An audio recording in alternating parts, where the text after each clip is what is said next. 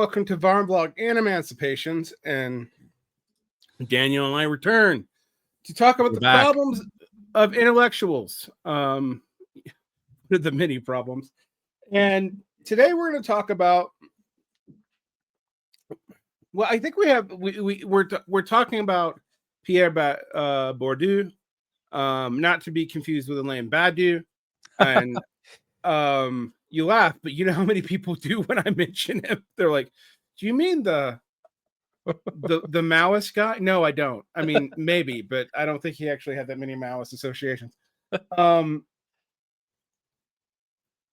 And I think we're gonna start with the paradox that's obvious today. I mean, you had me review Homo Academicus and Pascalian Meditations, and a book I've never read before, which is Bourdieu's. See, I almost did it there. Bourdieu's book on Heidegger.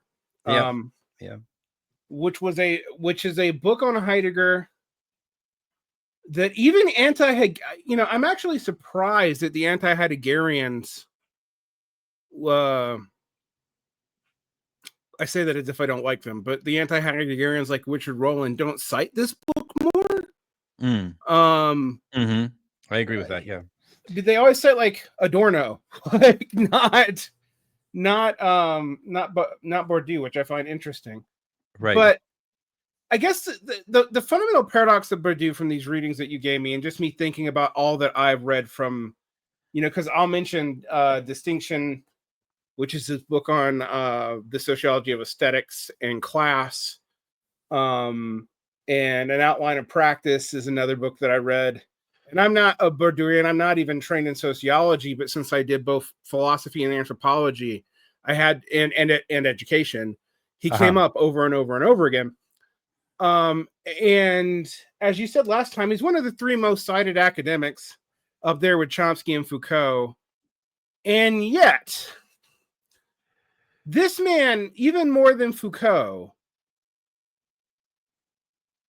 really dismantled his own social class or his own social strata. Like two whole books, basically, about the ways in which academia is in a perilous class position and everything. And I think you and I will also talk a little bit about all of his specific frameworks and concepts. But I think his frameworks are some of the most abused and misstated as to what they mean in academia. Like, I was taught what cultural capital, symbolic capital, and symbolic violence was just frankly wrong. In a way that made it hard for me to understand Bourdieu's work. I also think I didn't really get the relationship to habitus and doxa. There's a bunch of Bourdieuian concepts to work through. And then when people like analytic Marxists approach him, they will just say that he's basically the default liberal stratification theorist for class. Right. And I also think that's profoundly unfair. So, what got you into Bourdieu? Well, yeah, I did study him actually formally, but I didn't study. I mean, I took many sociology courses throughout. I mean, I'm sort of my educational background is a bit unorthodox. Like, I went to a very small school in Southern Oregon. Okay. Which was actually extremely productive because it was a school where a lot of very accomplished professors retired to teach at, but the school itself had no cachet in terms of its prestige, which was fine with me. I mean, I learned a hell of a lot, but I really leaned towards history and sociology. And then in my master's, I was largely studying ethics and philosophy. And then I did my PhD in much more contemporary critical theory, where Bourdieu becomes kind of a necessary interlocutor in contemporary critical theory. What I find interesting about him is this extremely robust critique of the sort of system of sort of prestige that undergirds the educational system in the post-war period, He has a very, very compelling idea regarding what drove the primary social mechanisms that drove the May 68 uprising, which we can talk about. He has a very interesting set of works with this other figure, Passeron, on the way that the educational system in France. He's mostly doing these deep empirical sociological studies and case studies of French society. So that immediately gives us somewhat of a limitation, although Bourdieuist scholarship, as you mentioned, he's one of the most widely cited, if not the most widely cited academic. So there's a lot of people that have applied his work to American context. Most notably is the Berkeley professor Luc Wacant, done a lot of stuff on inner cities and on the question of poverty that I actually find extremely robust and valuable for understanding the pathologization that liberals do on the poors. So there's been a lot of very productive Bourdieuist scholarship. I think, but that's really it's this confrontation with the narcissism of scholars and what he calls the scholarly habitus, which he always theorizes as tied to, and I get into this on my book on Nietzsche, which I very much appreciate. He's really like, we should be unabashed as scholars that our vocation is premised on a subtraction from wage labor and the immersion into leisure. And as a working class scholar myself, or at least from origins working class, that pressure of working manual labor jobs for much of my life, but always having that passion for the life of the scholarly habitus, I knew it was always about leisure and the immense difficulty to actually find leisure, and the way that goes disavowed, or the way that becomes normalized or habituated, right? Is sort of the idea of what a habitus is. He says that a habitus is sort of the composite set of habitual practices that go unacknowledged. Habitus, therefore, has a kind of unconscious, which is not necessarily repressed in like a Freudian idea of the unconscious. But a habitus is itself a very potent concept if you think about it, because what it implies is a denialism of the very ground of practical reality from which we operate.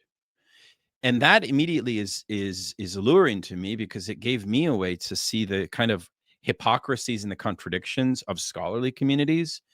And, this is also one of the reasons why Bourdieu is extremely critical of faux radicalism, of faux academic radicalism. He's very good on that, and that's why he really felt that deconstruction and post-structuralism were creating a kind of fake utopian politics.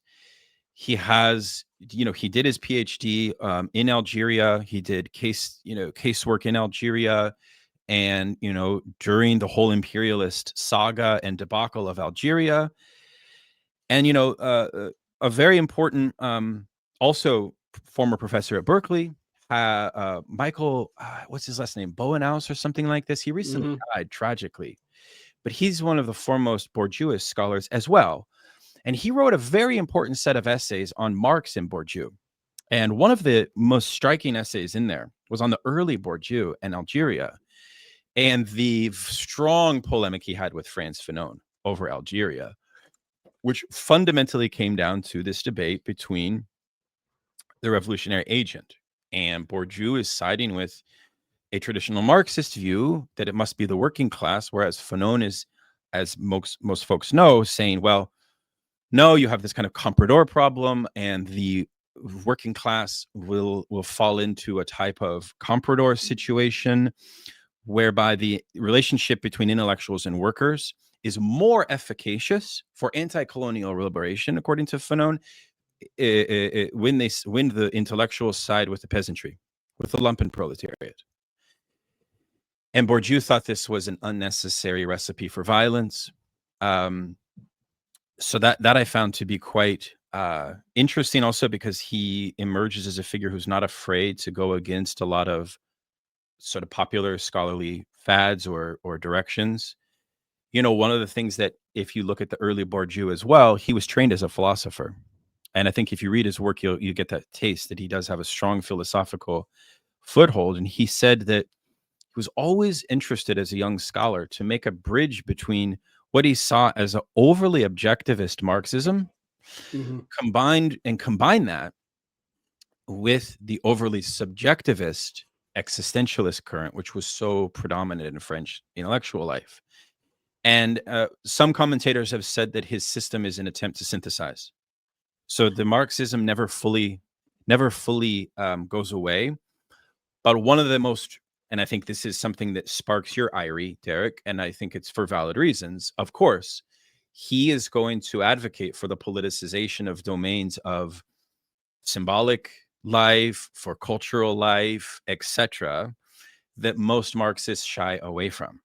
And I think that's where the problems actually come into play, right? Because you can already see that I think in a general sense, a lot of liberals will be happy to politicize domains of culture. I think when they do that, though, perhaps they miss perhaps the vital Marxism that actually is at his core, which is something we can kind of get into when we actually dig deep into his thought. So he's an extremely interesting and layered thinker. He also is from a working class background as a scholar. He had this sort of very miraculous, I guess you could say, meritorious rise to the French Academy. He said in an interview once that he was drawn to thinkers that were outside of the traditional canon, on the margins of the university, and that he identified with them precisely because he always saw himself that way. And so it is a certain interesting fact that this scholar elevates to this height of notoriety within the system. So perhaps that's also one of the things, to go back to your original question of like, why do academics have this love-hate relationship with him? Perhaps it is a bit of an irony given his background, and also the fact that after Algeria, he and Passeron did all of these studies, deep studies, which at the tail end Homo Academicus comes out of the educational system. And the basic conclusion from which is that it is a system for the social reproduction of prestige that conceals the fact that it is based on the kind of destiny of class position. And in essence, in simple terms, it's very much a rigged system that has to have these sort of signposts that help academics dissociate from the fact that everything is kind of based on this notion of pre-selection, right? So, I mean, his thought goes through these different oscillations. It begins very local. It then moves to the educational domain. And then once he becomes famous for that work, he then begins to focus his studies on cultural domains, on politics, on the state, on history, the history of philosophy. That's where the Heidegger study comes in, and so on. Because in a certain way, he's given the power from the university system to fully go into, I mean, that's one of the very powerful things about French intellectual life, is that you are, its hierarchy system kind of grants senior intellectual figures there needs to be no sort of formal teaching done. You're purely on a kind of research lectureship.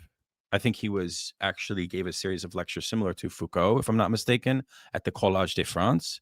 And some of those are incredible lectures. They're translated and transcribed. People can read them.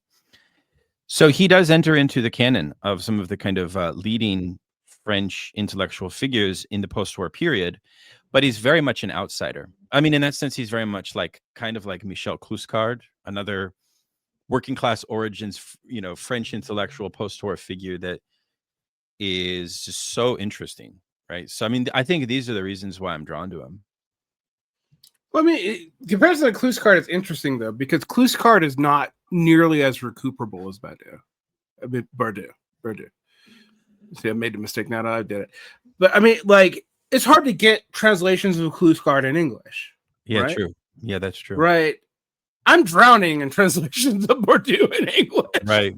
And But that actually that there's a reason for that, right? And go that ahead. has that has to do with the politics of kind of neo-Trotskyist New Left review verso politics, which sees Kluskard falsely as succumb to Stalinism, because Kluskard published with the French Communist Party, and he remained in solidarity with the French Communist Party and was against the 68ers. So much of the translation authority and choices in the West, in the not the West, but like the Anglosphere, has this kind of neo-Trotskyist orientation. So they've marginalized Kluskard. I mean, I was talking to Verso people, and they thought, that why would we do this? Because he's a Stalinist.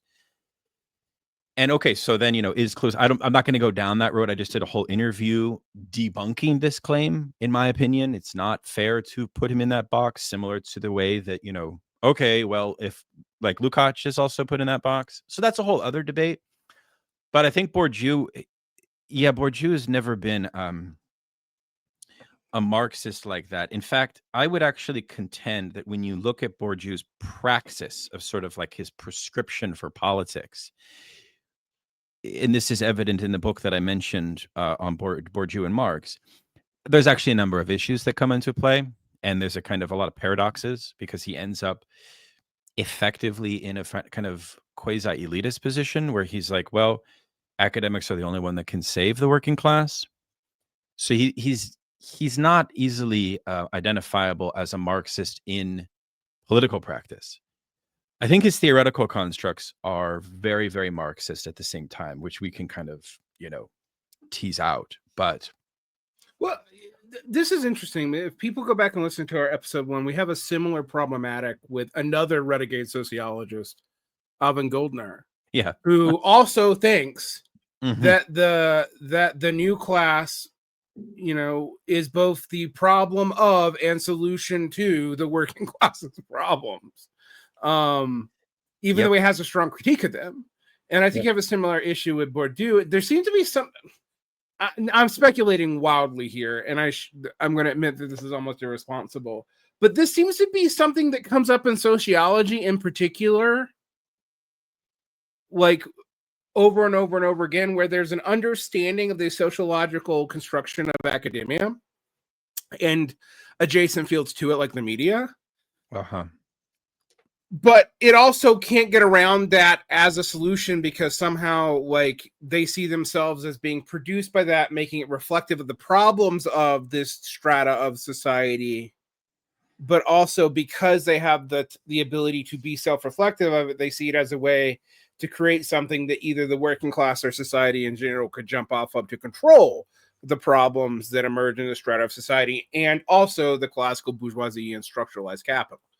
And I think it happens so much in sociology that I do wonder if there's something to the discipline that leads it to that conclusion, over and over and over again. Well, I mean, to cite another example in the U.S. would be Philip Rieff. He does the same thing, right?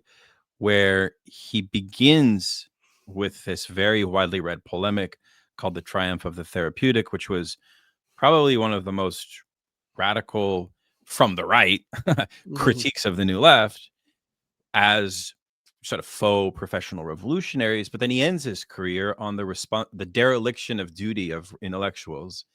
And it's the same quagmire, which is, you've totally misread Freud. Freud gives us the tools to concretize our class project, right? In essence, to do the work of culture.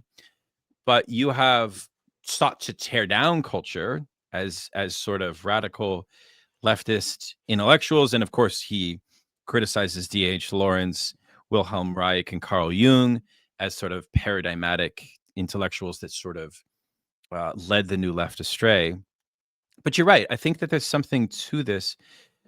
I'm not sure if, I guess, I suppose that sociology is, that this may be a kind of blemish on the, and maybe that is perhaps for myself why I've strayed away from sociology, because perhaps there is a kind of realism that's a kind of functionalist realism. I mean, we even see this with Weber.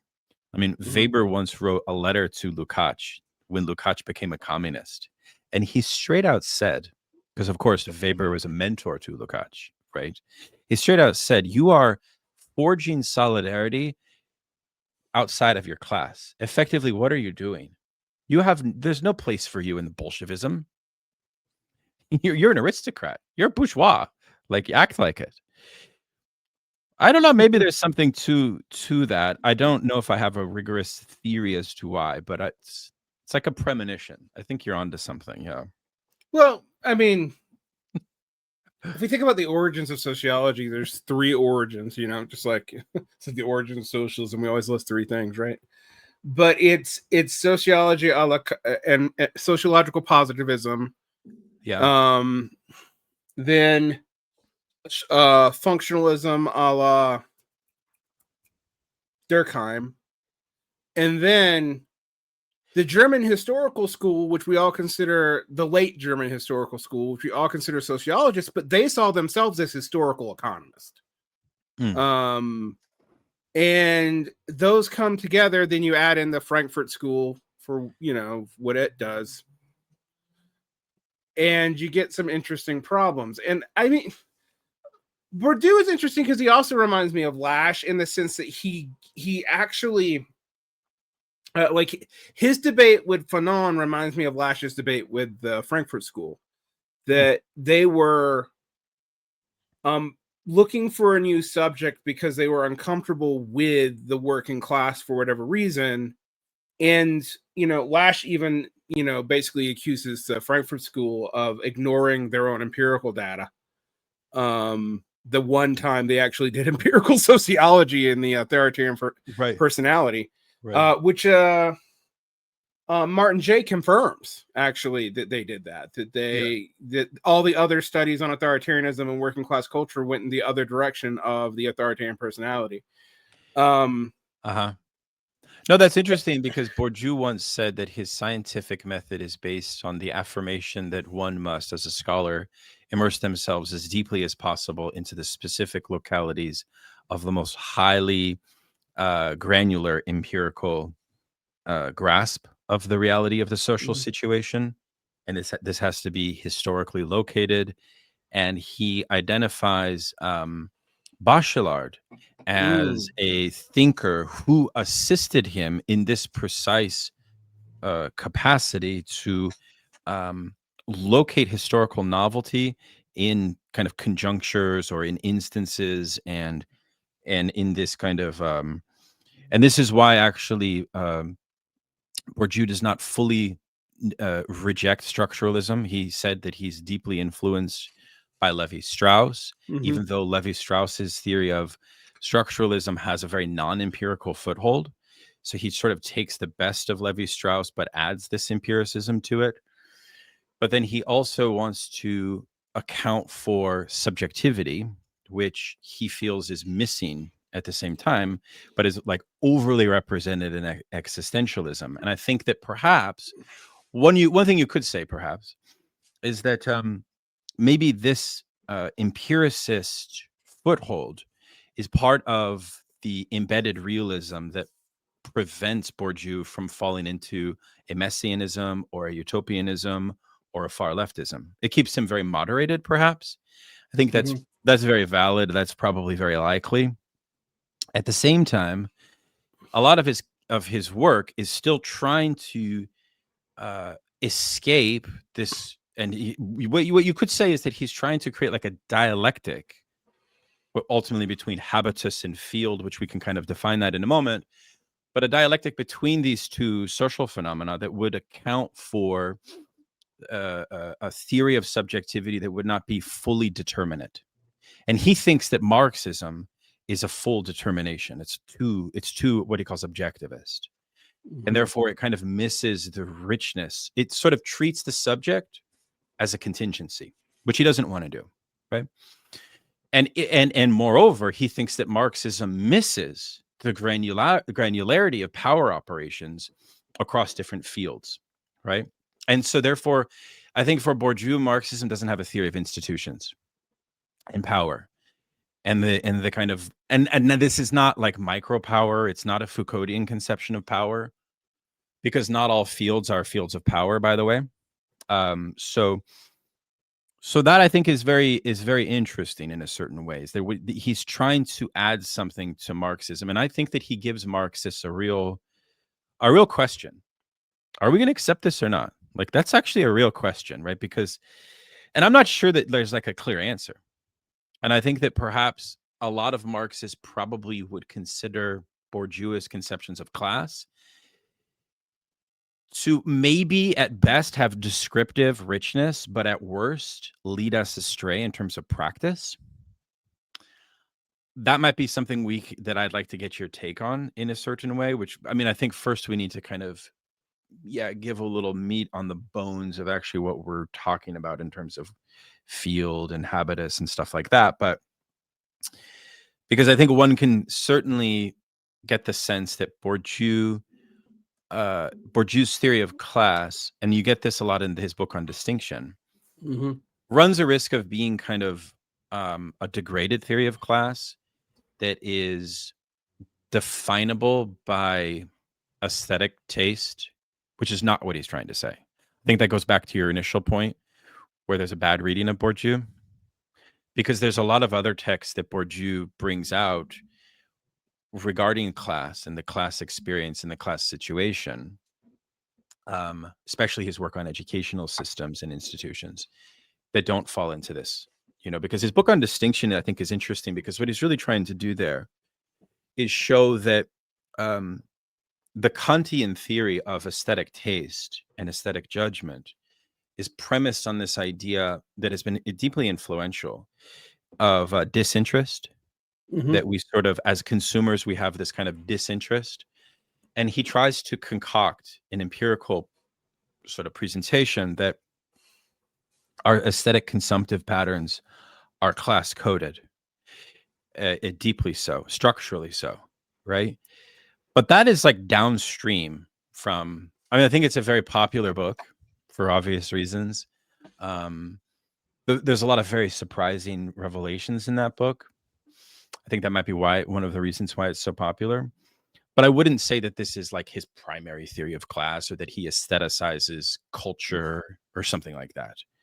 I mean, I think we can get into exactly like how he defines class more rigorously, but I would agree with that. But I would say I think that's also why Bourdieu gets cited so much, is because you can use him to argue that class habitus is manifested in power relations and relations of distinction, that B show up as a form of identity formation, particularly in response to your disposition and habitus, and thus C make class identical to race and gender as material identities, and not, as most Marxists would argue, a third more important thing about your relationality and relationalities. Yeah, exactly.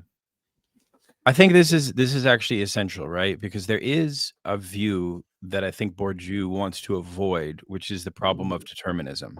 From the very first introduction of the concept of habitus, he's trying to avoid this idea that, like, in a certain way, a habitus has a relation. Its relation is to fields in the plural. So there is a theory of relation. I think the interest and the point that he makes here is very interesting, which is that he would criticize Marxists for limiting their relational theory only to the productive mode and, and labor. He actually says that straight out, that there needs to be a multiplicity of relations.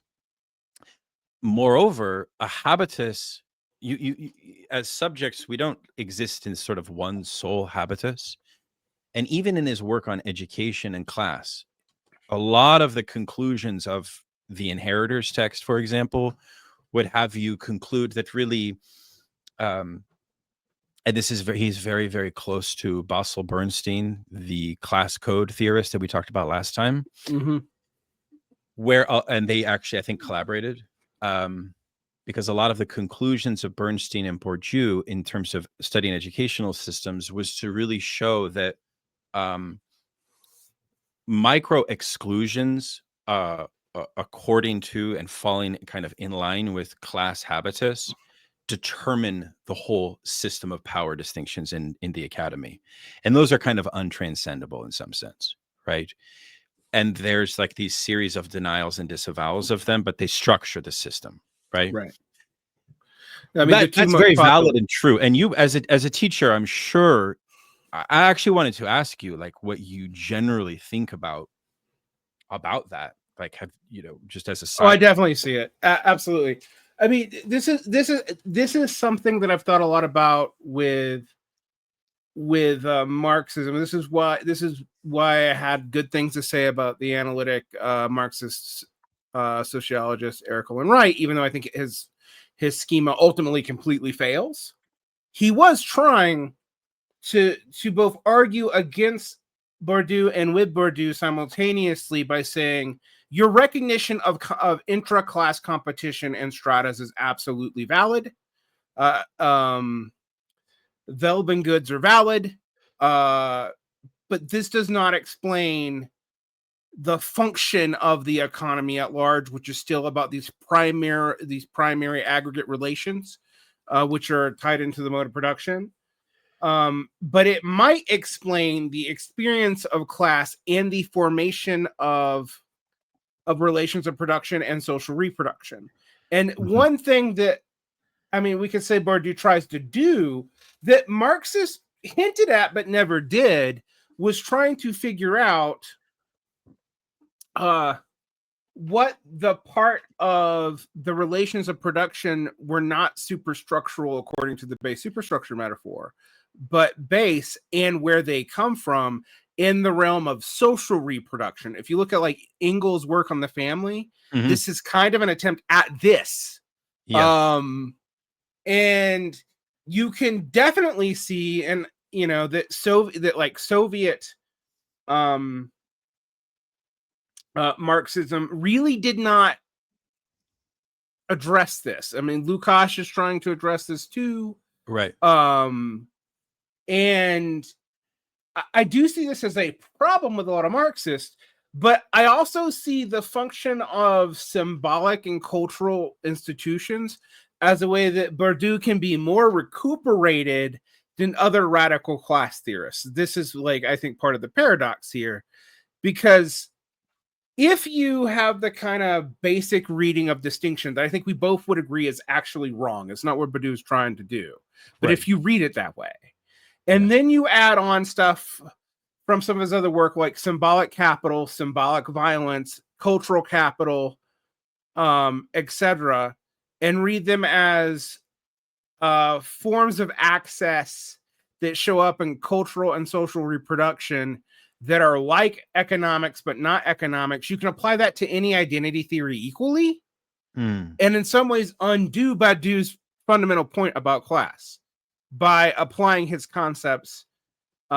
incorrectly, because you'll notice that Habitus is something that serious Bourdieuians and like you and I use, because I talk about Habitus as like it is a relationality of class, but I think of it as class in social reproduction terms.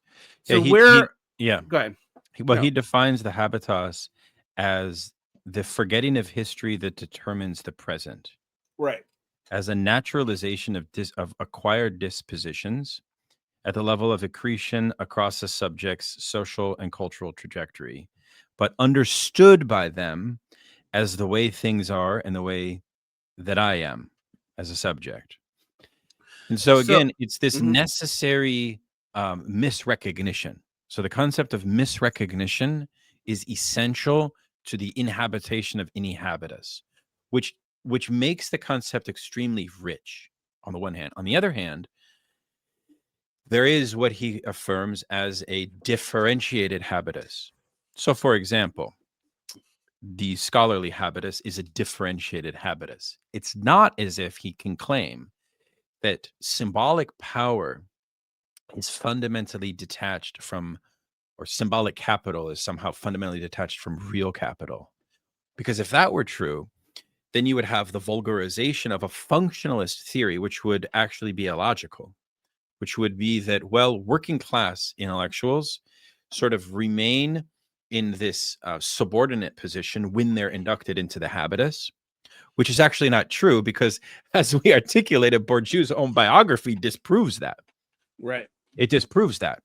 So he's not making this kind of vulgar, like quasi Mark Fisher vampire castle essay argument. We should not be reading him like that. In fact, what's interesting and almost fatalistic about a habitus is that in the same way that Gouldner talked about with the universal class, the habitus of the scholarly habitus forces the problem of origins to remove itself from the equation. So it becomes almost like a blind spot, a further blind spot. And that's really like shitty, like in a certain way, like these, like, you know, that's a very strong fact or a strong claim for which I'm not sure that we have an immediate solution to that claim. Absolutely. We don't have an immediate solution to that claim. What to think about habitus, I want our more Marxist theory inclined listeners who haven't been exposed to Bourdieu, which, you know, because you got an undergrad degree in whatever you got it in and it wasn't sociology. Or you just went to high school and you got in the theory listening to the podcast. Hell yeah. All these are valid. I'm not smacking them down. And it actually, in some ways, it gives you a better chance of approaching Bourdieu because you're not going to have some tertiary source poison him for you, like I did. But habitus is interesting to me because it gets at the same thing both interpolation and ideology does for Althusser, and ideology and collective consciousness do for Lukács. But it is in some ways more empirically provable what he's talking about than those two concepts. So we can, you know, unlike interpolation, which you can get into, well, how does it actually work other than as a structural function of language? Right. You have a hard time answering that. Whereas habitus, we know how it actually works. You are modeled habits that are taught to you as, you know, the air you breathe, what another Marxists call ideology. But these are modeled for you in ways that are incentivized and also appropriate to where you are in the hierarchies of production and those social hierarchies within them. Yeah. So they make sense because they work in your strata of society. Right. And they are reinforced by the denial that there's a history to why they emerge. So they are naturalized. So we have things in Marxism and in, you know, both structuralist and Hegelian to get us to a similar theory. Yeah. But we often are stuck with like, more abstract notions of reification of the entire society in Lukács, are, you know, structural language claims and Althusser as to how it works. Whereas in Bourdieu, we actually get something we can sociologically watch. Like, yeah, exactly. Yeah, because in a way, the habitus as this, what he calls belief forming system that doesn't see itself as a belief system, because in a belief system, there is some, you know, tacit affirmation, there's some veridicality, but in this, there's an unconscious investment. And that is why he calls it symbolic power, which is his version of ideology. So symbolic power is his conception of ideology. And I think, you know, intuitively, we know how this works in the sense that when we see a form of agency transpire, which exceeds an individualist, I don't know, choice or affirmation or rational choice theory, but when action or behavior coheres to a habitus, you sort of know it when you see it. And one of the things that he studied, for example, was the habitus of like Catholic priests over the long duration, where they are actually from the Vichy occupation of the Nazis of France up to when they became red. So it's like when they were influenced by fascism to when they became communist. And one of the things he shows is that the habitus is this domain of habitual practice that has consistency over time, but it was the cultural field which undergoes change. The habitus remains more static.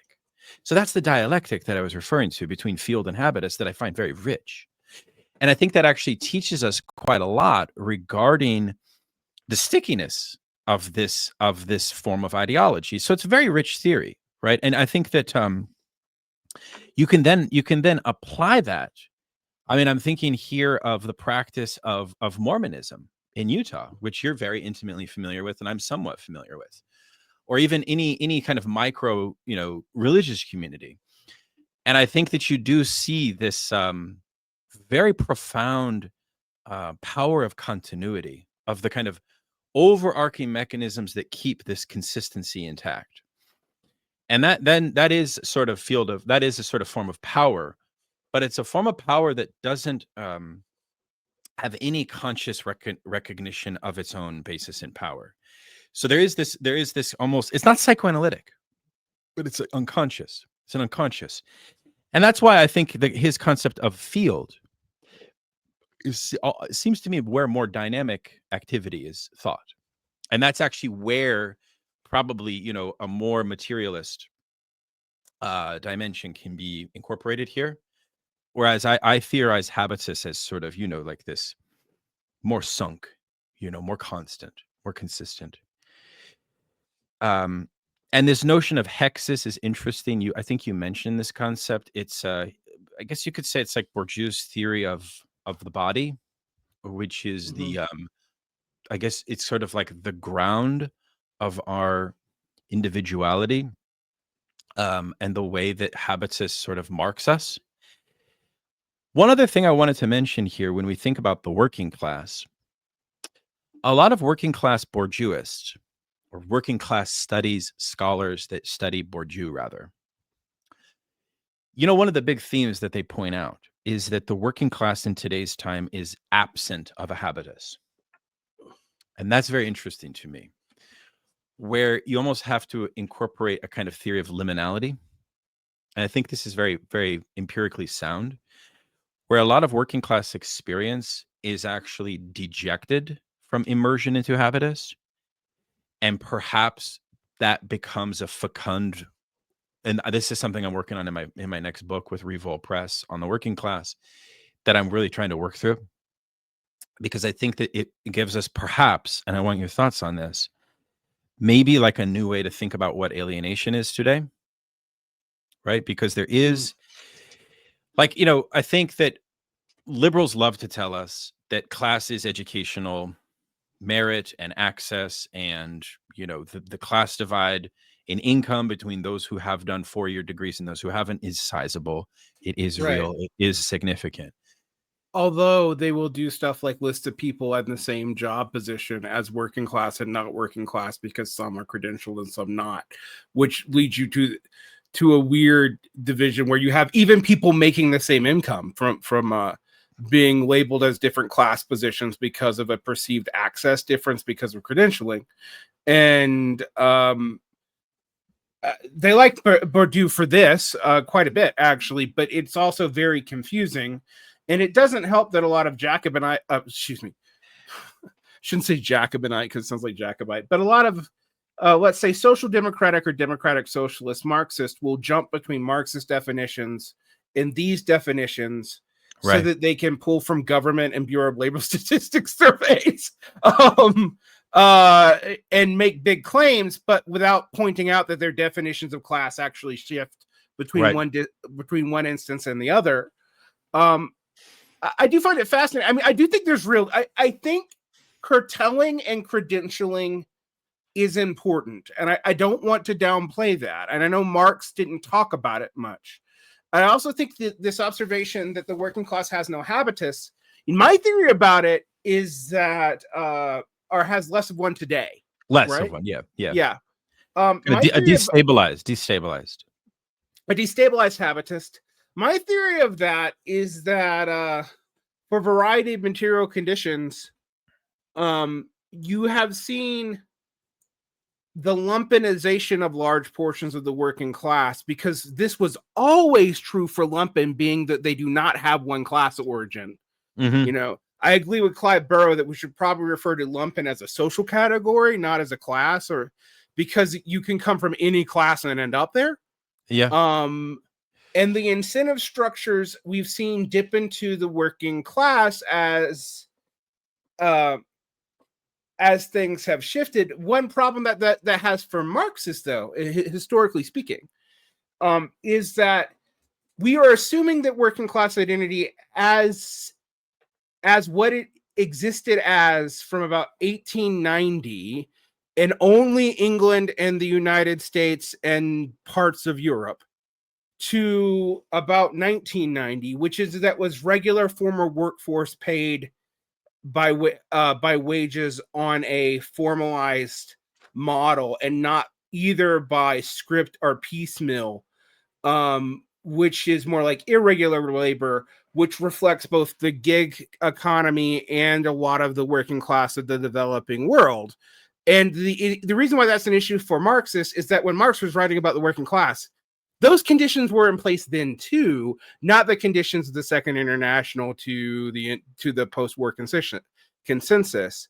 So in some ways, the return of lumpenization in a weird way actually is a return to the norm of piecemeal work when you take away the socialization of the factory floor. That's a lot there.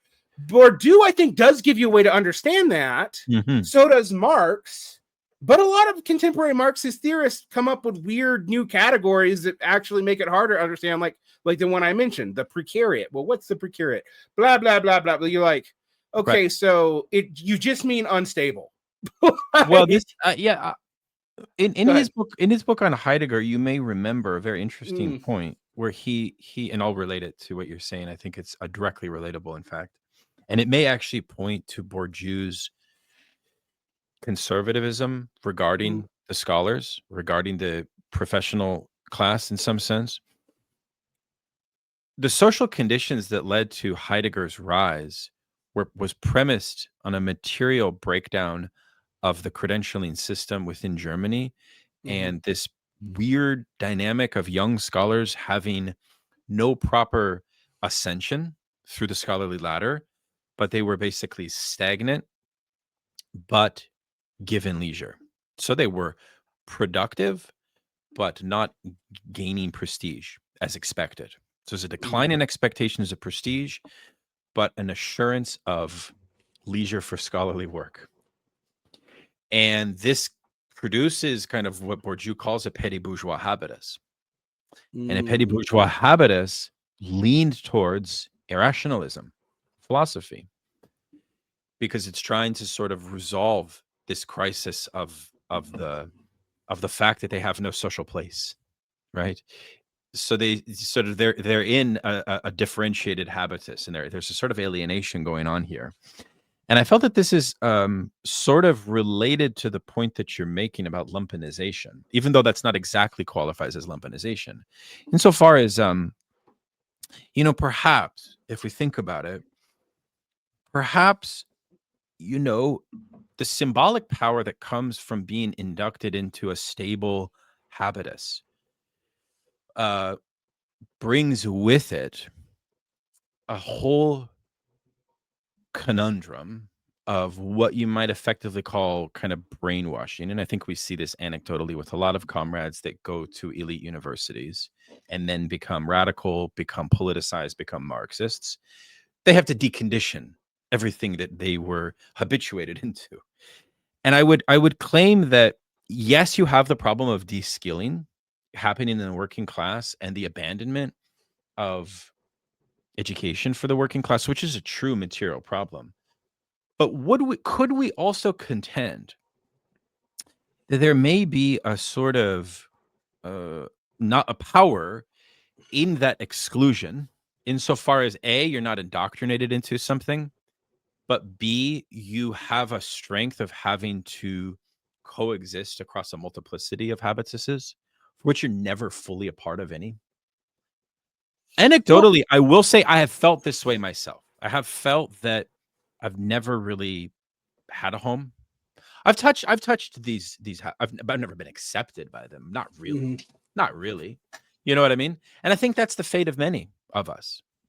And I think that perhaps that fluid sort of touching of the multiplicity of different forms of habitus, maybe that gives us a certain vantage on the world, right? Or maybe what I'm saying is wishful thinking. I'm being very speculative right now, so I could be wrong. I'm just throwing something out there. So yes, that makes sense to me, and I think two ways we could tie it into Bourdieu a little bit more in a second. But just I'm going to mention the most basic of educational sociologists who does pull from the Bourdieuian tradition, but I mean she's super basic. You give her to elementary school teachers, and that is Ruby Payne. All right, and one thing Ruby Payne got me thinking about, because she went in and she like just described the class habits in education of each social class and where they were at. And it was very much liberal. It was stratification. This part of the middle class does this part of the class does this part of the lower middle class does this, etc., etc. Over time, if you looked at her descriptions, the underclass traits eked up, and the upper class traits eked down. Now, that's just an interesting observation. It's very empiricist. There's not much theoretically rich about that. But when I read Clive Burrow's book, which you put me onto, I like Clive Burrow's work a lot. Both you and Nicholas Kearney have really had me interface with him. Was that there's a problem of the intermediary classes. But interestingly enough, if you look at both the experience of the working class and their lack of habitus and the experience of the intellectual and their denial of their own habitus, there's a way in which they're both declasse, and that their declasse models and consciousness and habituses, habiti, are actually signs of unstable identities in a strata that is getting harder and harder to figure out where the roles in production are, because the socialization of the factory floor has fundamentally changed. Now, to bring that as to where you and I would fit into this, you and I share two traits that are very interesting. We are both, I come from a working class and even quasi lumpen background, just straight up. My father was a con man. So I mean, he had jobs, he had blue collar jobs. He ended up in sales by the end of his life, which is a good place for a con man to be. But nonetheless, my stepfather, who was actually raised by, was a mechanic, and my mom was a waitress turned nurse in her 40s, and also nurse Jackied herself very quickly. So but she wasn't that even I remember you saying that transition your mother had. Mm-hmm. I remember you saying that was significant. Oh, huge. Yeah. It changed her personality, changed her relationships to substance abuse, did a whole lot of stuff for her, both good and bad. Like, see, that's the thing, is that my mother and father, neither of them underwent inclusion into a professional or scholarly habitus. They didn't undergo that. My mother basically did odd jobs, no formal training other than beauty school for maybe a year, never finished. And then my father's like a potter, so he's just a sort of artisan, working class artisan. But that was very interesting for me, because college fundamentally shaped, it gave me a habitus in this technical sense, but it gave me one that was still quite precarious in an interesting way, because of the economic dynamics that were coming in my future, which I couldn't foretell. Mainly 2008, which I think changed and rocked. That's the other thing we share in common, which is that we both came of age at that time. And it was significant. I mean, there's no way around it. I know that a lot of people kind of get uneasy when people always mention 2008, but it was a fucking significant event. And it completely changed the left and the left talking points, even on the ultra left, like completely overnight almost. Like, no one gave a shit about, I mean, like, people forget this now, but no one really gave a shit about Marx outside of humanities academics and maybe people in China and the Naxalites in the late 90s and aughts. Like, really, it was a gaping chasm of information. That's why my first introduction to Marx was through like William S. Burroughs' relationship to Wilhelm Reich, and then like Foucault, and then Marx. But Actually, like very similar here too. Actually, yeah. it started I, with like avant-garde literature, and then a few stepping stones into, okay, this is this figure that is so central. What is he about? for me, Yeah. it was punk zines into stuff like Burroughs, but also like the stuff Girl Marcus was writing about in Lipstick Traces, into the Situationists in the ultra left in France as an art movement, not as a political movement. Yeah. Then realizing they were politics, and then struggling with that and thinking they were, frankly, thinking a lot of it was stupid. And then finding Marx at the bottom. And then as I saw 2008 coming around 2005, I actually was pretty perceptive about that part of the economy, because I sort of started thinking about who we were giving loans to and why, and like how all that worked and who was making profits about that. And to me, it's like, well, if you're taking that much risk, you must have low profitability for investment.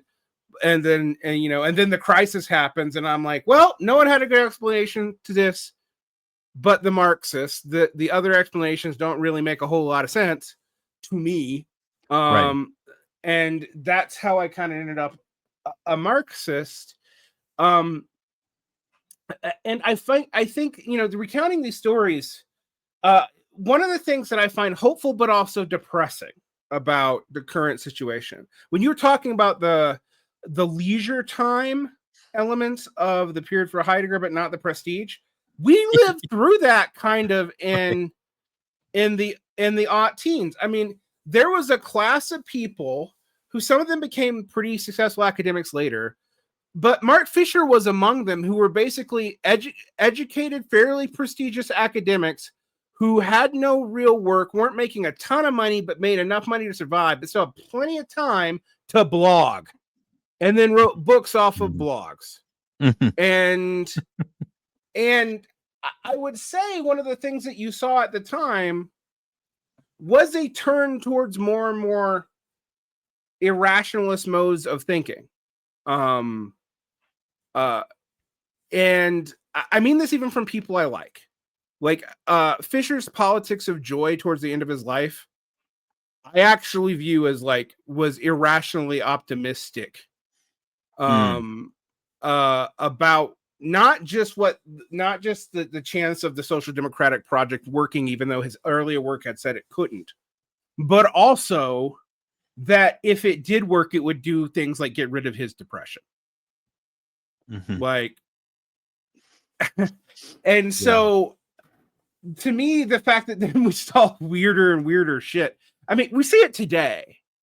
I'm now watching Marxist at Salvage Magazine, for example, become substance dualists because they have a 19th century conception of materialism, and they're answering it with a second century conception of idealism,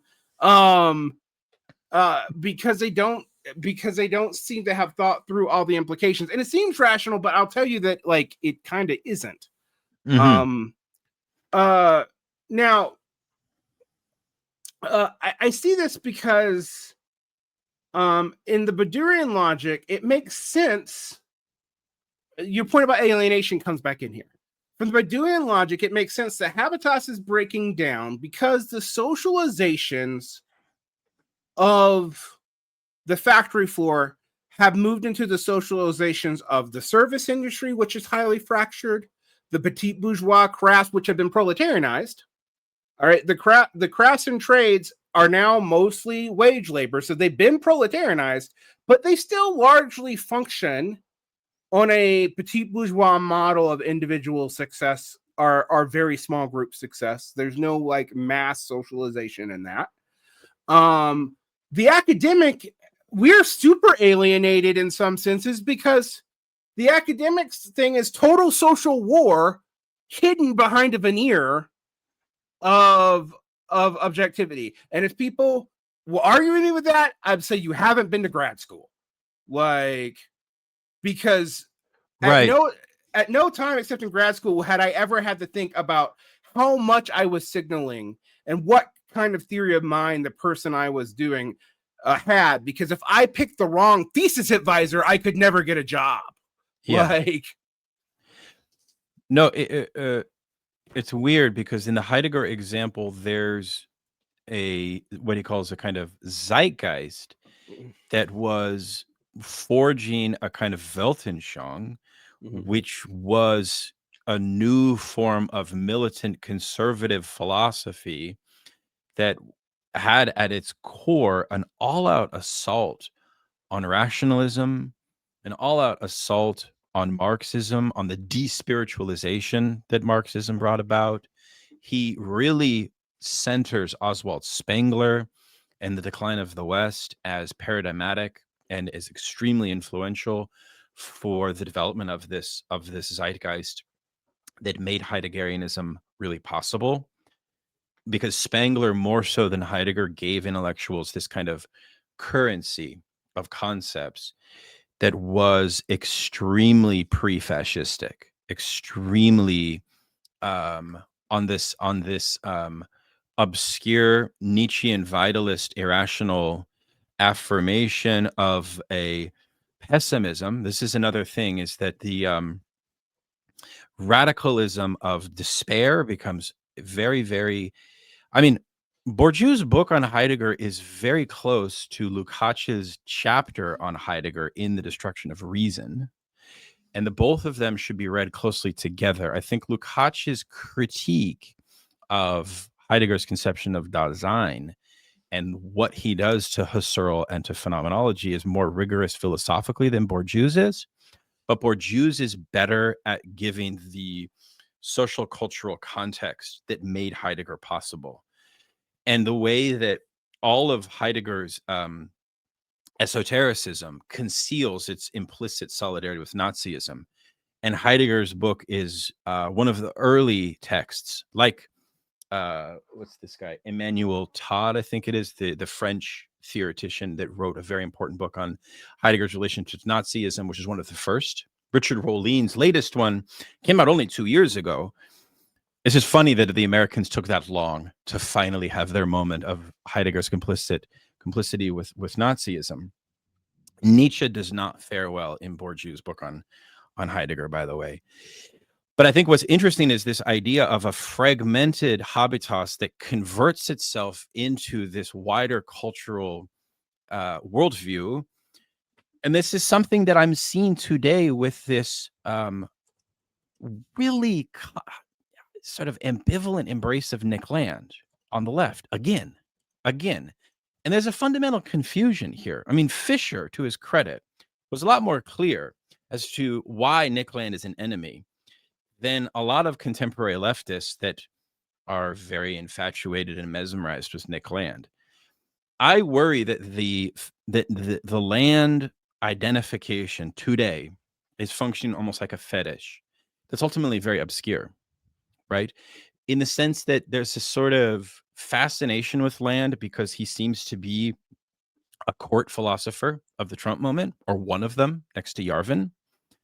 And there's that seduction of power. I can never for the life of me explain why so many of the anarchist Deleuze and Guattari younger kids are so infatuated with Land. Like, I know that his early work has some philosophical merit, like his piece, for example, in Fang Noumena on Kant, slavery, and incest is a very, very compelling, and it's quasi-Marxist, right? But once Land moves into what is effectively post-blood and soil nationalism, and he theorizes the cathedral and outsideness and all of this deeply racist and reactionary mumbo jumbo, I see a lot of apologetics and a seduction that's at work here. That's my own take. And I don't, I'm doing an event on this with a comrade and obviously I love Mikey Downs, but I love Mikey because I know that Mikey is trying to do a Marxist critique of Land. And maybe Mikey has a bit of seduction. If Mikey's listening to our conversation right now, I'm not trying to isolate Mikey, just as a side point. But I think there's a lot of uncritical, seductive relationality going on with land as an example. And I also just think that in final point I'd say is that the social breakdown of the capitalist system gives rise to a output of intellectual irrationality when the university falls into a crisis of prestige, downward mobility, and the fragmentation of its own coherence as a habitus. It no longer becomes a site where productive intellectual work can actually transpire, in my view. And I think you can attest to this as well, because you fall into this kind of strange relativism there. So counter-public academic educational efforts become really necessary, quite frankly. And, but not like, I once had a correspondence with Luc Wacant, this Bourdieuist at Berkeley, and I learned something very interesting. He's very opposed to para-academic activity. He does not like the para-academic activity. Like, I teach at a para-academic institution called the Global Center for Advanced Studies. We invited him to give a course, and he's like, there's no way I'm giving a course there, right? I think it goes back to this Bourdieuist idea that we talked about before, which is there is a sort of conservatism at work, which is that the reform has to happen of the university system itself, right? So he seems to have an allergy to proletarian education, let's call it, right? Which for me, it's not that I have an allergy to proletarian education. It's that I don't have a choice but to do proletarian education. That's just like my reality. I'm facing it. I'm having to do it. It's not necessarily like, you know what I mean? Like, if you're rejected, if you're dejected from the system, don't have shame about that rejection, but also don't give up. Like, don't, you know what I mean? Don't like capitulate. That's one thing I would say. It's like, there's no need to capitulate to this. The academic system's in a crisis. Learn outside of it. Mm-hmm. Well, this leads to an interesting point. I am going to be interviewing Ada Palmer, the fiction writer and historian on the Renaissance, and how it was actually a crisis of education and a crisis of legitimacy, and was not really a high point of European civilization from either side's from either historical epoch of before and after's perspective. It's sort of a retroactive construction, but it is interesting how both fruitful and dangerous these time periods of these breakdowns of habitus are. And that puts the intellectual right now in a particular place, because as we're going to get to in the last part of the series, when we talk about public intellectuals outside of academia, there is a sense in which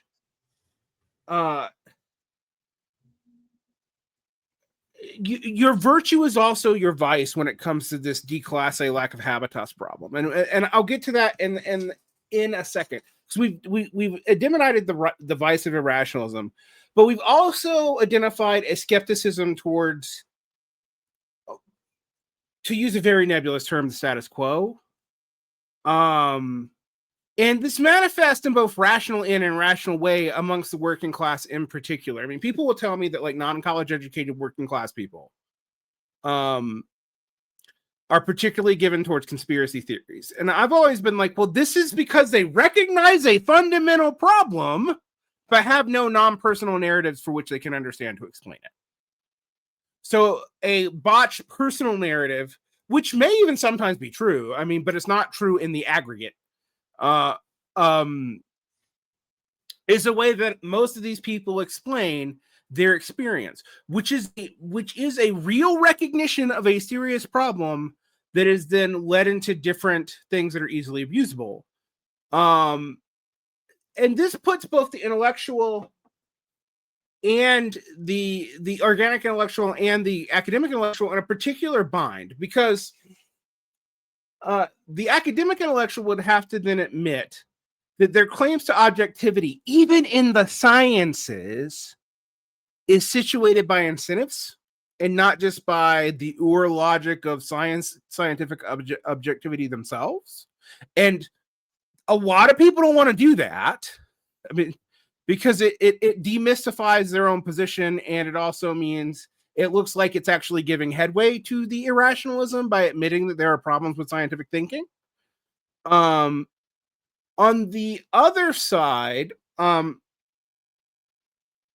the para-academic recognizes a problem that is given into more and more and more hard issues of dealing with what do you do when you are trying to interact with, I don't know, 1,000 Joe Rogans who are seeing real problems, but positing no solutions because everything is personalized or ad hoc or super presentist or whatever. Right. Because there's also no social way through Habitus to instantiate anything.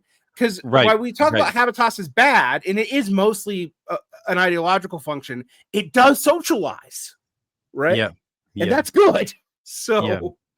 No, it's very interesting, because I would say that without any touch to the scholarly habitus, one effect of that lack of familiarity with it often will lead people to presume that there is no distinction internal to it, which of course there is, as we are articulating. And that creates a kind of blemish on the organic intellectual, who must, by necessity, have a prerequisite training in those institutions. There's no such thing as a pure autodidacticism. I would never fully trust somebody that's a pure autodidact. I mean, I don't know about trust, but I would be skeptical of somebody, and even like Guy Debord had this what he calls ontological hatred of the university system. Very famous autodidact French philosopher Mehdi Balhaj-Kassem, who's been on my program. I mean, there's these kind of exceptions, but I think it's not advisable to advocate a pure autodidactic pedagogy or a form of education. I think that what I'm trying to say is that we have to formulate and help people formulate modes of distinction within the scholarly habitus, on the one hand. On the other hand, we also have to have a kind of clear sense of the antagonism that is born from the crisis of experts, which is understood in a manipulated way. It's often manipulated. It's at the core of Bannon's discourse. It's the core of elements of Trumpism. It's at the core of Pat Buchanan. I mean, this has been with us for a long time. It's even in the core of the general Burnhamite view, which is and even, I would say, at the core of even Yarvin, right? Which is that they want to, in a Machiavellian sense, the right benefits by castigating, and this is a strategy that Lukács identified in the Nazis. One of the Nazis' core propaganda techniques was to falsely align liberals with communists for the masses. It's an ingenious strategy because it sort of shuts down what is otherwise a fundamentally antagonistic horizon between them. But when you conflate them, it gives you all kinds of maneuverability around them, right? And so I feel that these distinctions actually have a lot of purchase, a lot of importance, in part because maybe one formula we could derive in a Bourdieuist sense is that the deeper you are embedded in the scholarly habitus, credential-wise, security-wise, etc., there will have a kind of correlating effect on your capacity for communication to subjectivities outside of it, right? That you will necessarily struggle. That chasm will be a material barrier for a form of communication. So I think in that context, that is clear to me. That is clear to me. On the other side, I think a lot of working class people probably, and this is something I see a lot in Lasch, which we talked about in our first episode, they do want a renormalization of the stable intellectual to play a very particular social function that is predictable and that, let intellectuals be intellectuals, that kind of idea. And I'm a little bit for that, but I'm also a little bit for seizing the instability that we're facing in a way which can galvanize class consciousness, right, through an intellectual project. And therefore, I'm for para-academic work. But I think para-academic work can only be successful if it sets itself the task of being more rigorous than actual academic work, which is very hard to do. It can be done, but I think that's the only way that it could actually succeed. So the onus is on the labor of the para-academic. They have to, and they can never be fully detached from the university. I think that's naive. But both of us still have some relationship to the university. I teach periodically at university. I'm technically a community college instructor too. So not quite a university, but in that system. So absolutely. No, of course. And I interview academics all the time. I have profound respect for a lot of academics, but I will say that I think it behooves us to sharpen our critique of the frivolous basis of so much academic faux radicalism and like falsely political constructs. A lot of that is improving, I will add. I think that in our lifetime, we've seen us like waves of very, very pathetic scholarly trends that have produced a lot of like very, I mean, I would even blame a lot of cultural studies, a lot of post-structuralism, a lot of decolonial thought. Not all of it, but a lot of it was forged in a context that was formed of a habitus that told itself that what it was producing was way more political than it really was. I'm not sure that the acute crisis of the contemporary academy can afford that kind of stuff. Bourdieu has a great essay on this, where he thought that post-structuralism, very similar to Catherine Liu's critique of post-structuralism, was basically giving a completely unrealistic conception of liberation. Same thing that he critiqued in Fanon. I think he's a little bit unfair to Fanon, if you ask me. But he was embedded in Algeria, so I suppose that he had perhaps more valid reasons. But I think this is the value of his work in a certain way. But I still can't wrap my head around his fatalistic realism of saying at the end of the day only academics can save us, which is kind of how he concludes a lot of his stuff. By the way, this whole condition of the 68, which I mentioned but didn't articulate, he develops this concept of what he calls hysteresis, which is kind of like a play on the psychoanalytic idea of hysteria. And in the psychoanalytic conception of hysteria, as you probably know, it's a very ambivalent relationship to authority, in which you protest authority, but you secretly wish for it to remain in place, right? And hysteresis is a sort of frustration which is incapable of fully overcoming that system which oppresses you. So it's kind of like a bad rivalry or a bad paternalism. And that sort of explains this idea of the petit bourgeois and the precise context of the Heidegger situation I articulated. Because that's what he really thinks that 68 was about. He thinks that 68, and he analyzes it empirically, he thinks that 68 was really driven by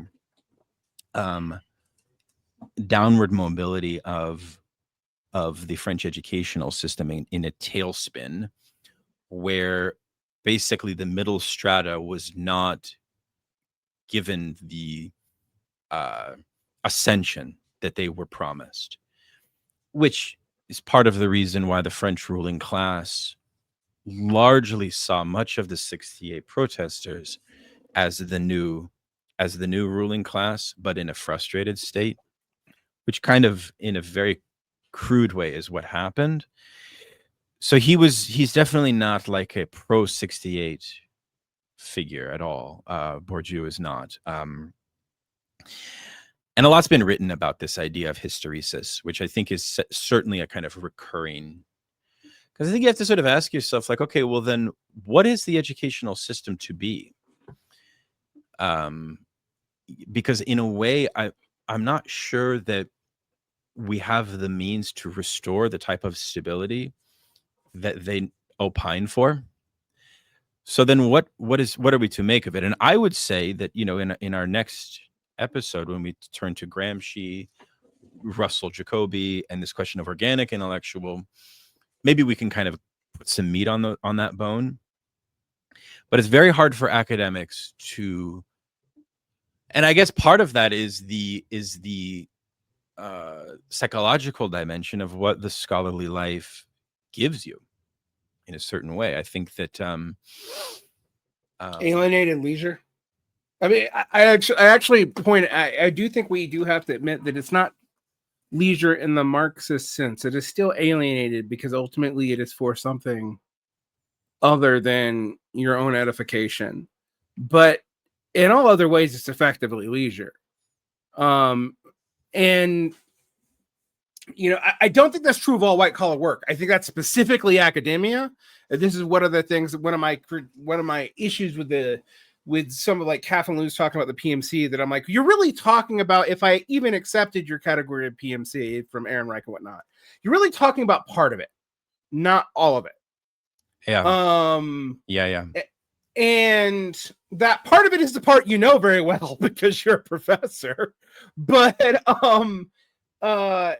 it is an interesting problem. Now I want to complicate I want to complicate the narrative around 68 though, and I think it's the same complication we hit with student protests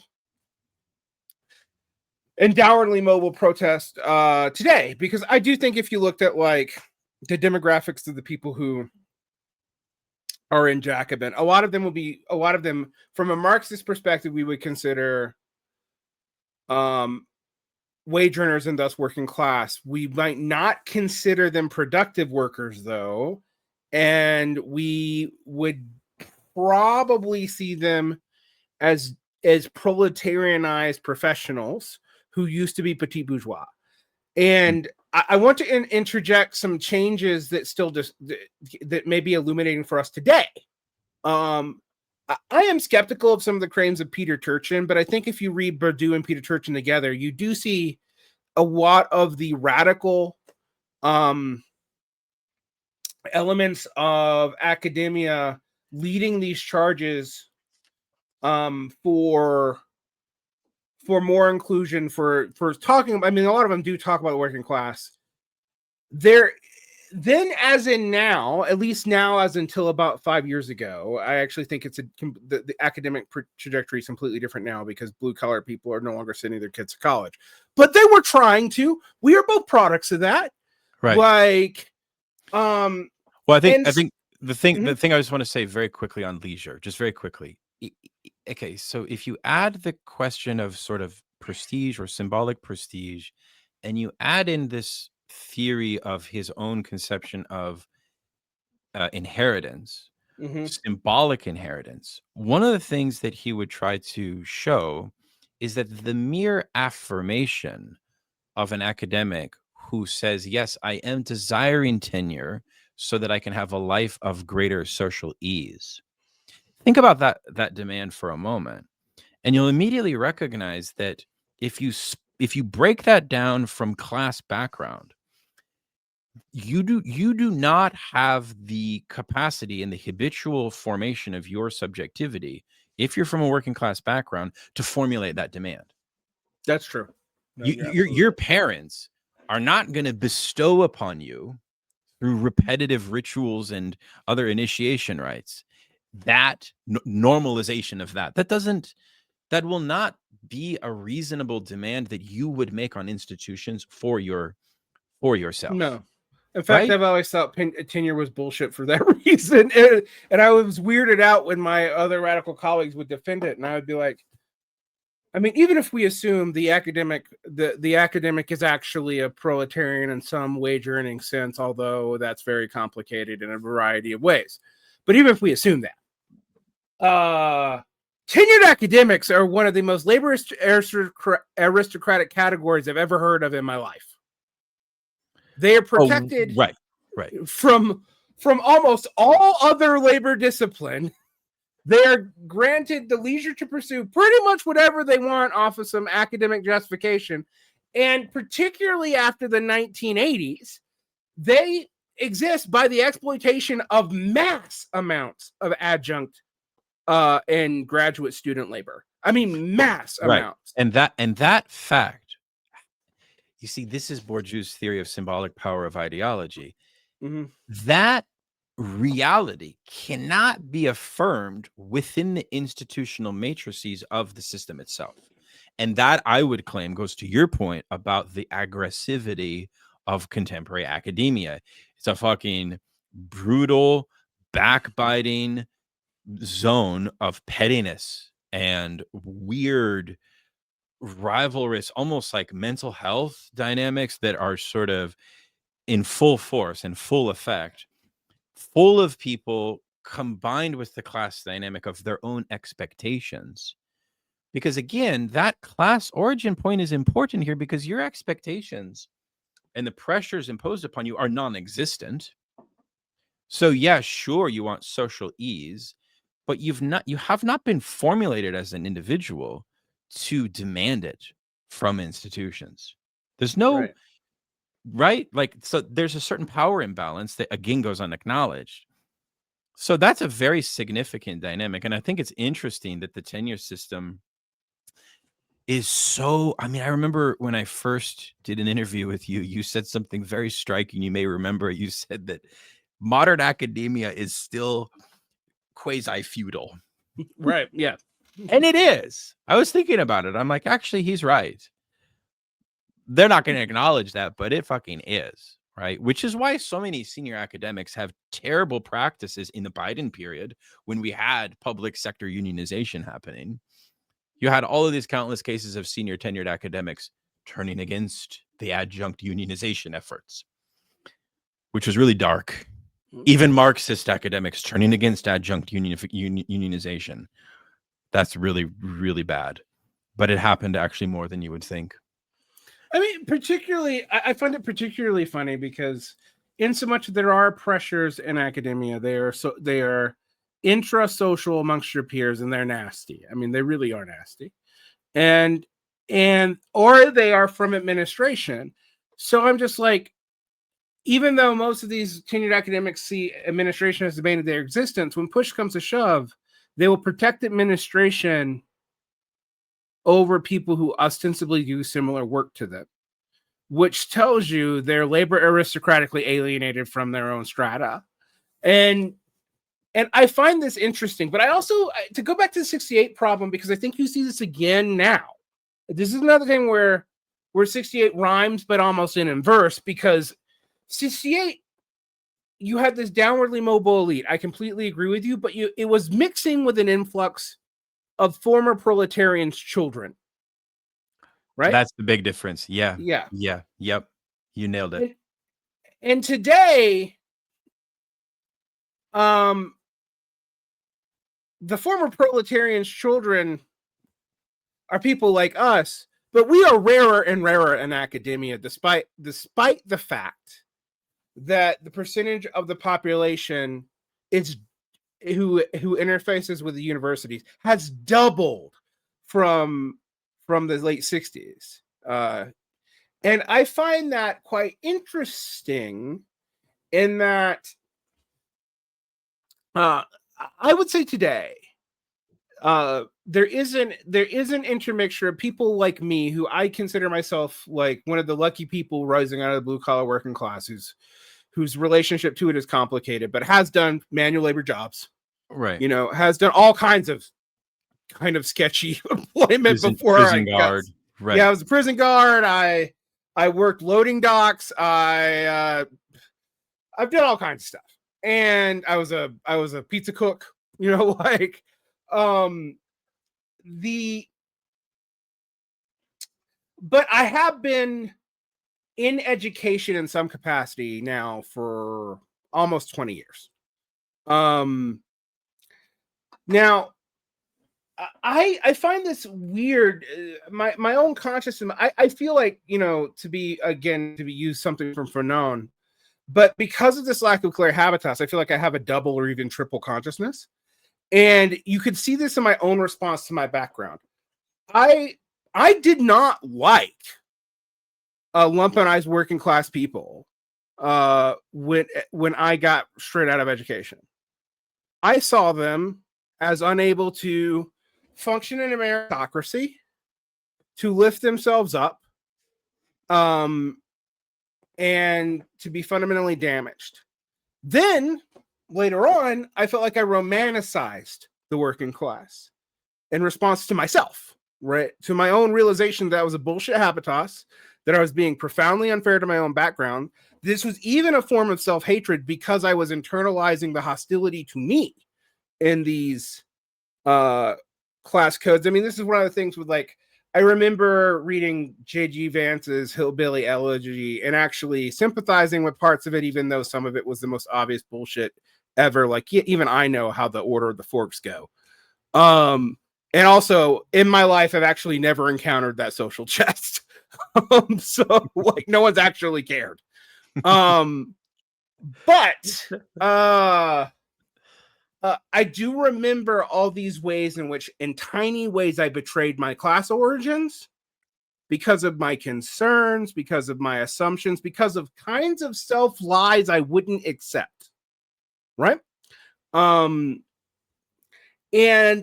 one of the ways to deal with that in habitus, and often with a lot of people this sticks, is you internalize that hostility back onto your class origins, and you hate where you come from. I mean, in J.D. Vance, this is abundantly clear the way he talks about poor white trash. Like, right. Well, the problem with him is he hasn't moved to the second level that you moved into, or I guess actually the third. Actually, you were going to articulate the third level. Well, the third level is you start realizing there are social destruction in the working class, right. But it cannot be decontextualized as being solely from the class itself. Mm-hmm. And that we have to deal with that in a profound way. One of the things that I realized, for example, I would be like, why are all these working class people getting married at 19 and getting divorced at 24? Right? And it didn't occur to me until my 30s to start looking at a stable marriage as a classed good that is foreclosed for a lot of working class men and women.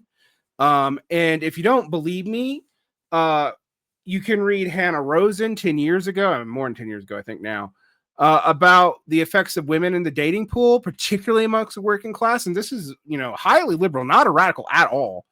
Or you can read Christopher Reeves and Ryan Zagraf on working class men today, and correspondingly the stats on working class women and their ability to hold down a family and being single mothers. This idea that you often see amongst leftists that it's the upper middle class because of their bohemianism destroying the family values, it's just not true. They get their bohemianism and they get married too.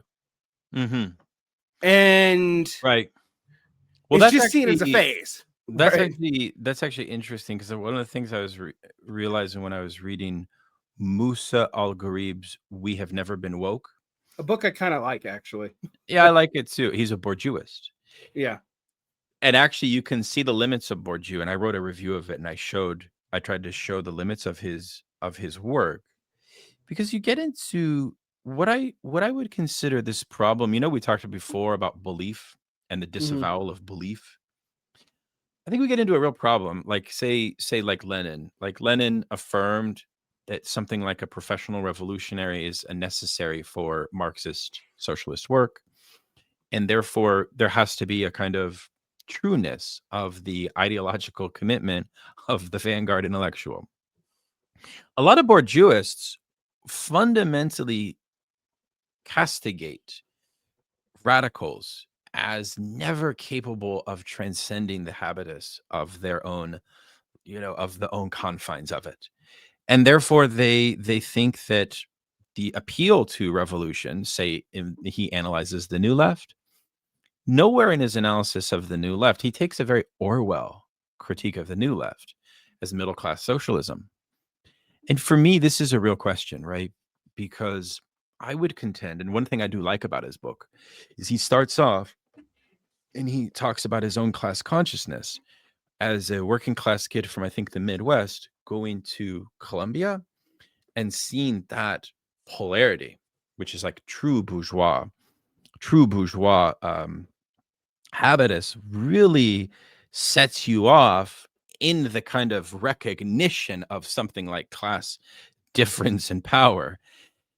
And I always felt like that actually is an affirmation as to the importance for working class people to come into touch with classes other than their own because of its intrinsic politicizing power.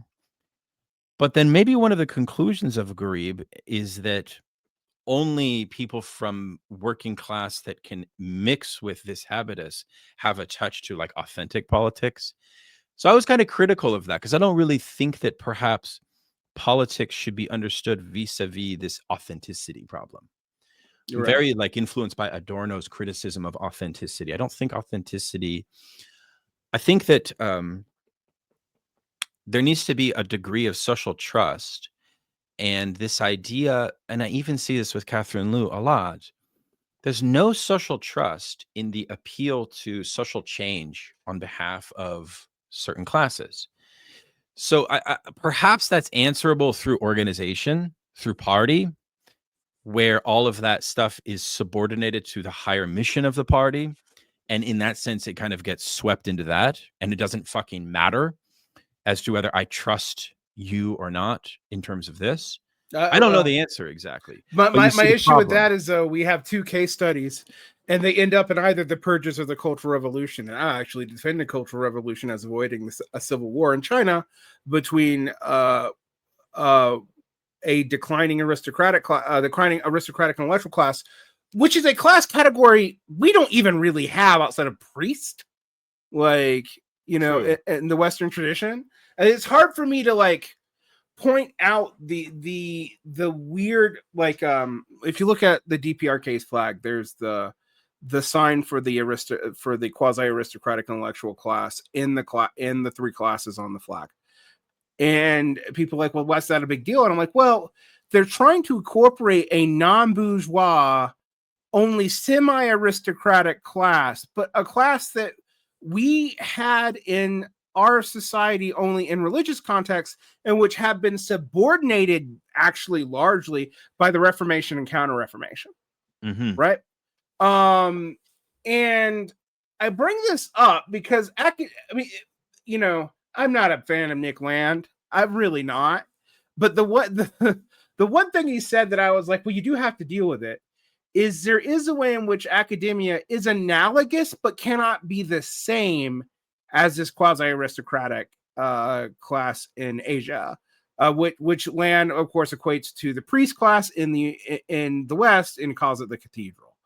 Now, I think that's very vulgar class analysis, but it shows us the problem that academics forgo, particularly if you don't have this relation of production model, because the intellectua even in Russia, they had very clear social reproduction purposes in regards to the state of a absolutist early modern semi-feudal system. And in China, we could say a tributary system, because feudalism is not really the best analogy for what's going on there. But that academia today doesn't really function that way. But if we look at like the function of academia from an ideological standpoint, some of Bourdieu's stuff still I think stands in a way that's hard to deal with, because there are two ways in which academics justify their lack of habitus. When we talk about their lack of class coding, or the fact that they try to deal with the problem of inequality to make meritocracy work by, in language and in cultural habitus, erasing your ability to to express your difference in anything other than identity categories.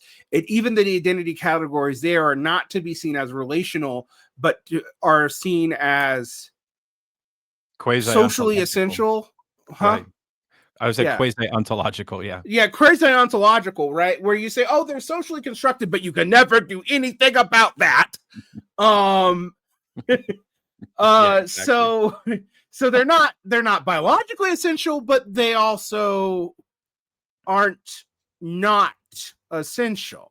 And you know some of this in the kind of faux radicalism of the post-structuralists, where they talk about strategic essentialism and non-essentialism and this, that, and the other, right? Which really makes you feel like this is a bad faith move. But I think when you realize that it's part of this habitus denial that you're talking about for academics, because academics serve two contradictory functions, which is why they have been allowed to exist in a non-competitive market state, and they might not be allowed to in the future, by the way. I mean, this is just something there. I think their bourgeoisification is now beginning to happen, in the sense that on one hand, they sort, and this is true even for like European super generous Nordic model, you don't pay for university, they sort social access, and cultural and social capital also corresponds, although cannot be said to be the same as, actual capital. Like, it is a way for class mobility to happen. But what is interesting about that is, even in the cases where there is free college, in the Nordic models, in the German model, in parts of East Asia, who primarily benefits from free college is still, even in those cases, the children of the bourgeoisie and downwardly mobile aristocrats. That's still who benefits, even when you make college free and remove the market access problem, because it is about the legitimization and skilling of that particular social strata. But it can only justify to itself by saying that it is enabling class mobility, which in theory increases this kind of access of people to elites, which then, of course, enables them to say that they're actually equalizing society through education. But those are two fundamentally opposed functions. I'm going to say that colleges do kind of do both, but the latter is almost by lottery. Right? Like, it is not meritocratic. It's who's lucky enough to get in, or have met somebody to get them in, or to have made the right choice when they went to undergraduate, or whatever. You know, to bring up J.D. Vance again, something I happen to know about J.D. Vance when he talks about his military experience and how he earned all this is he doesn't mention that he was a non-infantry, non-officer, which means that he worked with officers all the time, which gave him access to things like Ohio state senators, which is how he got the access to things like Ivy League universities. And I just happen to know this about his biography, and that's left out of Hillbilly Elegy. So there is a way in which there is a lottery function that even the people who go through this from the blue collar working class have an incentive, both implicitly and explicitly, to not mention. Right. And this is a function of a habitus. It's also a function of symbolic violence. Right. I would actually say in these egalitarian societies that even Passeron and Bourdieu analyze in their, I think, trilogy of works on the French educational system during the welfare state, showing this same fluidity of social reproduction happening. I would actually say the symbolic violence is technically higher or more pronounced, paradoxically, in those situations. Whereas in the United States, there is a sense in which there's more of a naturalization of inequality from the get-go, which then kind of punctures the brute social reproductive underbelly of the system, right? because you have to have a system which is already normalized inequality from the beginning. And so in that sense, I feel as if, the symbolic violence, quote unquote, is in a way blunted in the US system because we have this Protestant cultural dynamic at work already, a predestination, and there's like a whole the conservatism of the centrist worldview. There's a whole range of dynamics that kind of blunt that in a certain way. And I think that you're right. But what did you mean when you said that the cast of academics now are becoming fully bourgeoisified?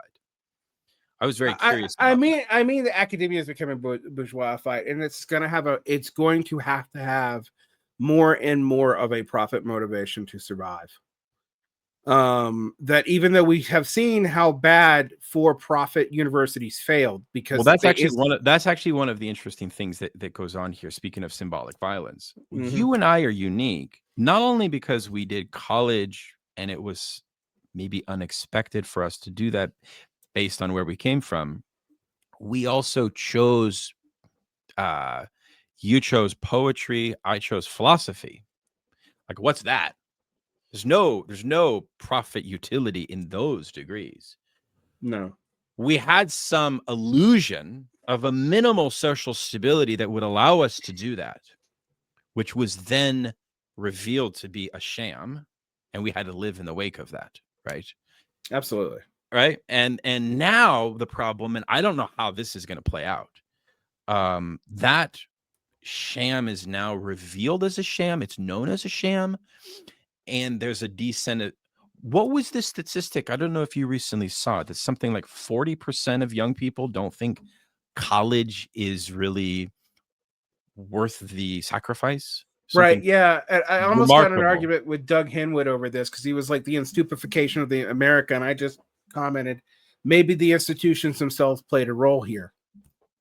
Like maybe it's not like, because even leftists will still do shit like pretend that the average American is stupid, like at a fundamental level, not just because they're incentivized to make bad choices and thus live an uninformed life, but because they're somehow fundamentally dumber than their European counterparts or something. It's the elitism of liberalism. It's the same elitism that is not capable for however many, in-depth conversations and sociological data you can throw at them regarding what the rational kernel of voting for Donald Trump was on behalf of working class people. Like, that's a reality. And a lot of it comes down to like, all right, well, what's resentment for you? Like, how does social resentment function for you in a certain way? Because I would contend that there is a certain middle strata that has a fundamental allergy to the mere fact that working class people possess resentment. It's one of Nietzsche's great ingenuities, in my view, which is that actually Nietzsche, it's my reading, he's about his interest in ressentiment is about the possibility of its eradication from the lower classes. It's not about a tacit recognition of its reality, which is, I think, what we should see it as, right? No, it's and about seeing the rational kernel in that reality. Love it's your not about fate. That for him. Literally, it's Amar Fati. Love your fate. He states it explicitly. Like, oh yeah, yeah. And that's the thing is like, I've been on this whole deep dive trying to, study the current far right. And so I was listening to Candace Owens interview Nick Fuentes, and she goes, so wait a second, you're from a good family. You went to Boston College. That's a good school. And Fox News denied you on the basis of you being anti-Semitic? How dare they? Like, in other words, you were prepped to be the next Rush Limbaugh. How could the establishment deny you? It's like, oh my God. But it's just so funny of it. Not only does she care nothing about class, power, etc., etc. It's not even it. Her whole worldview is based on the denial, the rejection, not denial, rejection of it. It's like, that's conservatism. That's what that is. That is, and that's why it's repressive. I mean, it shows me that most of these conservatives know nothing of their own history too, because I'm like, well, they were also denied to Joe Sobran, almost denied to Pat Buchanan. They were denied to Sam Francis. They were denied to all the precursors of the American traditionalist movement, which became the alt-right, which is where the Groypers are like the internet meme form of. Right. And what is fundamental about that is it also, like, as much as they hate liberal credentialing, I mean, they'll talk about all these elites, they all want to be that or are that. I mean, this is the other thing about this liberal elitism and the way in which conservatism can use the things that Bourdieu and Almuza are talking about, but dishonestly. Like, as if it's from Harvard. You know, you can talk about all these Ivy League eggheads doing DEI, but they're from that same social class. They're from that same social strata. Even if they were pushed out into the media version of it and not the elite policy version of it, and they're pissed about it. This is an inter-elite fight, which can recast itself as a populist one. And one of the darker things that Bourdieu is implicating in his writings about 68 is that the left does this too. That these insurgents are basically inter-elite fights that speak the language of proletarianization, but have no actual interest in it. Because if they actually did dismantle the society, what they want would not be available for them. The interesting thing about the right is the right might accidentally dismantle the society and the left always chickens out. So, I mean, I find that funny. It's also terrifying, but like, it is something to think about. And I guess I wonder if that's also part of what Bourdieu and Gouldner and Almuza, while they all kind of freak out about that implication a little bit, even if they're like, you know, we should look at the rational reasons why working class people may have chose either not to vote or vote for Trump.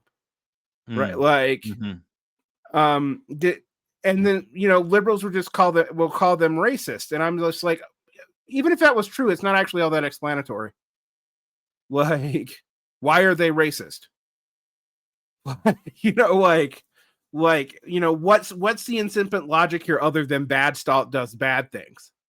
Like, or the presumption that these institutions possess. This is part of the problem that I have with DEI, is that DEI has a self-congratulatory presumption that the current, like, there's a presupposition that DEI comes from a benevolent institutional source, which itself is not riddled with inequality and fragmented and totally illegitimate. But it can only function presuming that it's not. That goes back to this disavowal thing and the fact that symbolic power is a very powerful notion of adherence to institutional mores and norms. Even in the face of their decadence, their crisis, and their illegitimacy, you still. I've seen this as being part of it. What I think is interesting, though, is that when you are a part of these institutions, but not fully a part of them, you're kind of partially a part of them. You do have the power of visibility.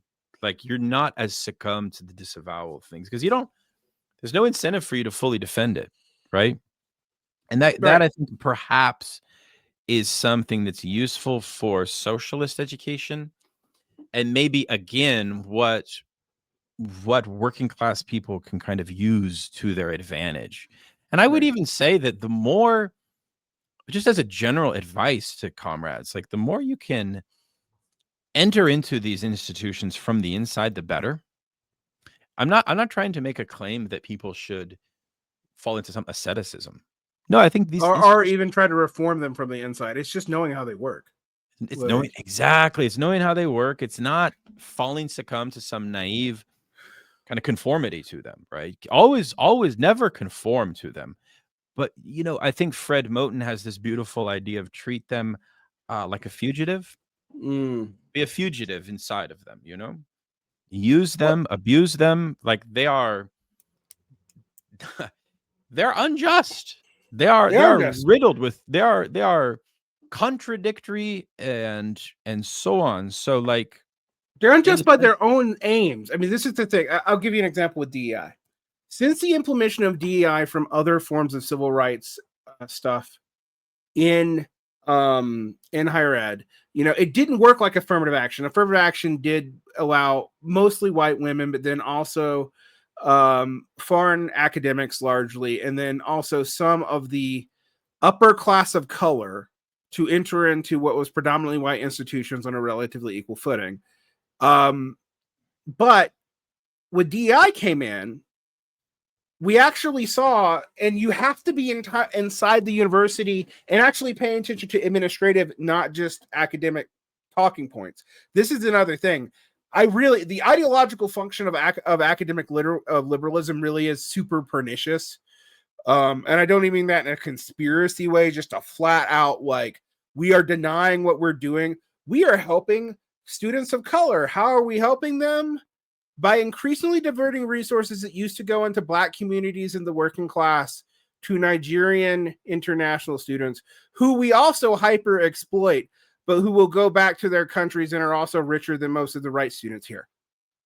That's a common factual thing. Like, and this is so problematic to me, because then when the race irrationalism gets kicked up either by the right or by the left or anyone in between, no one's culpable for that precise causal point that you just indicated, which has injected into the system something which is contradictory and like absolutely self-effacing to its own purported aims and goals, and has been premised on a conception of race which is super essentialist, like extremely so, more so than even the academics would feel comfortable with, I assume, right? Unless they're like weird, vulgar, like, I don't know, social Darwinist race reductionists, Afro pessimist, maybe. Because that's why this other thing, it's like, and I don't even know if this Fuentes guy is like, I don't even trust him at all. I was listening to this interview with him, and he's like, oh yeah, I'm an identitarian because after BLM, the left made me an identitarian, and I just took them at their word. And now that's the way I see the world. So that's an old script, though. I mean, this is the thing. This is like Greg Johnson of Counterpoints,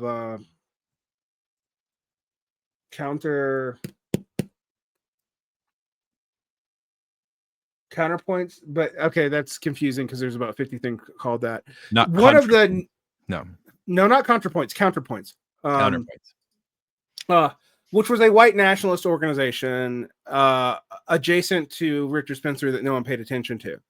But do you know where? I mean, I'm not going to get into people I know personally who've done this, but do you know where most of these people come from?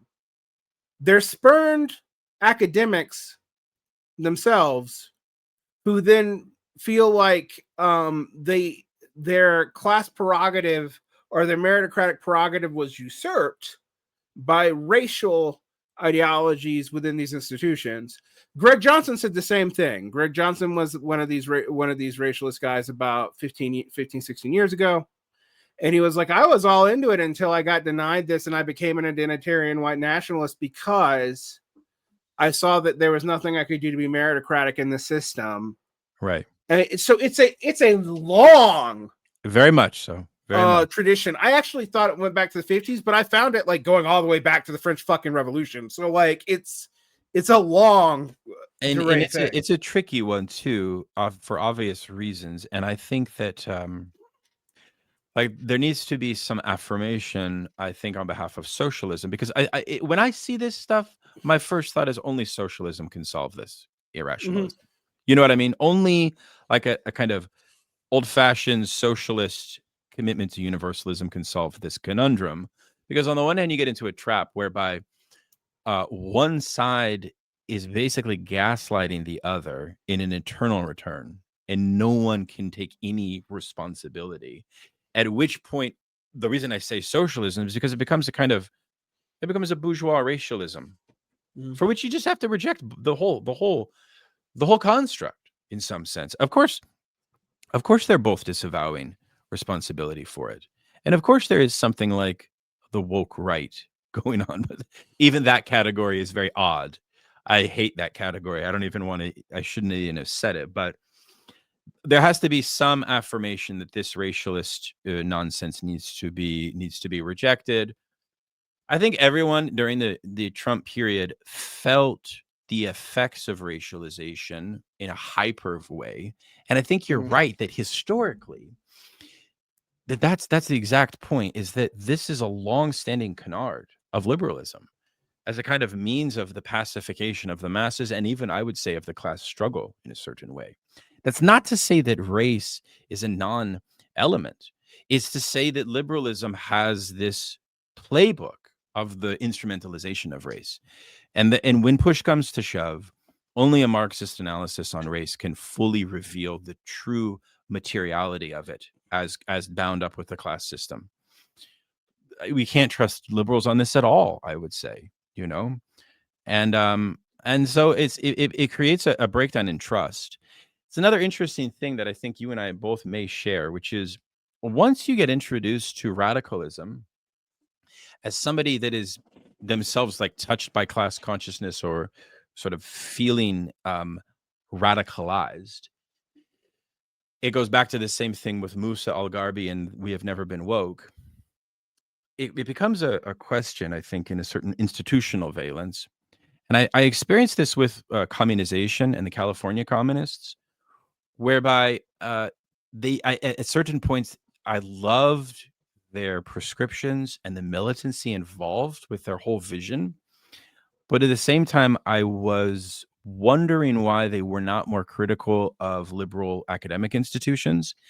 In other words, there seemed to be, the academic institutions seemed to have almost like this field of like disinterest, as almost like it didn't have any power. It's just like this sort of like thing. It's like neutral. It's neutral. Yeah. And I came to realize it's not neutral. It's like, it's not neutral. And I was actually like reading their stuff about the decline of working class, identification, and their claim that basically there never has been a working class politics, which is a claim that Innos makes in the History of Separation. So in Innos Volume 4, before people come at me and say they don't do that. A lot of them have moved away from it now. But this focus on the riot of liberal institutional categories as that means, I had seen that before in Marxist humanism when they started saying that the advanced forms of the proletariat was just the racialized forms of the proletariat. This move had been made before, and that led to some weird conclusions even in the 60s, like Arunya Didskaya supported Zionism. Now, admittedly, she wasn't the only. I mean, Sartre, the USSR until the late 50s. There's all kinds of people who supported Zionism, but the issue that you see here is that there is a realization that racialization is one of the most extreme forms of alienation amongst the working class, and there's also a fundamental hardship that everyone who studies this looks at, that using paternalism about race has been a way to build scabs and thus also increase the perception that the racists are opposed, which has people not focusing on class structures. Now, I don't think that's always conscious for the bourgeoisie. I'm not that conspiratorial, and a lot of people are. And I also think we have to admit that racialized divisions amongst the class also sometimes have class strata characteristics which cannot be easily avoided. There's also the fact that bourgeoisie and middle strata subjects it's very difficult for them, maybe in some cases through interpersonal relationships, to know the extremity of the fragmentation that working class life is undergoing in today's time. In part because the working class has an interest to conceal that reality for their own dignity, which I don't blame them for doing that, of course. Like, everyone knows that you don't share the secrets of many things that happen. Ashanda for the bourgeoisium. Go ahead. I don't want to call that bourgeois. I just think that's just like common dignity. That's just common dignity. But when you have a society of working class people dying 10 to 15 years younger than their middle class counterparts, and and all of that social chaos is largely concealed. I'm sorry, but there becomes a chasm that develops there that's quite pronounced and pernicious. And that's why, for me, I think your three-part realization is very important. And it's frankly something of age. Like, it's something like, yeah, you have that stage where you feel sentimental about it. You have that stage where you fetishize it. But then I would argue that you have a stage where you just don't have the time. You're too exhausted to really fetishize or to even harbor some ambivalent affect about it. In part, especially, I would say even more precisely, once you have 2 or 3 family members that have died prematurely, I would contend that you enter into a new form of consciousness. Similar, even like, there's been a lot of theories about the biography of John Brown, whereby John Brown reached a point after he had 6 children die, right? Where he had kind of reached a point of transcendence from. So you see, it's actually, I would say, we have to think about that condition in a way that is for politics. It's not necessarily a depoliticized. These things are not purely tragic. There can actually be a pro-social learning from dealing with and confronting these realities while maintaining a kind of dignity of those realities, But this makes I don't know if that makes sense, what I'm saying. But this makes the academic radicalism all the more problematic.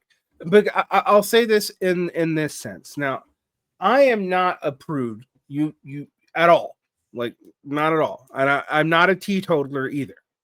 But I will tell you that the way substance abuse is often romanticized in radical circles,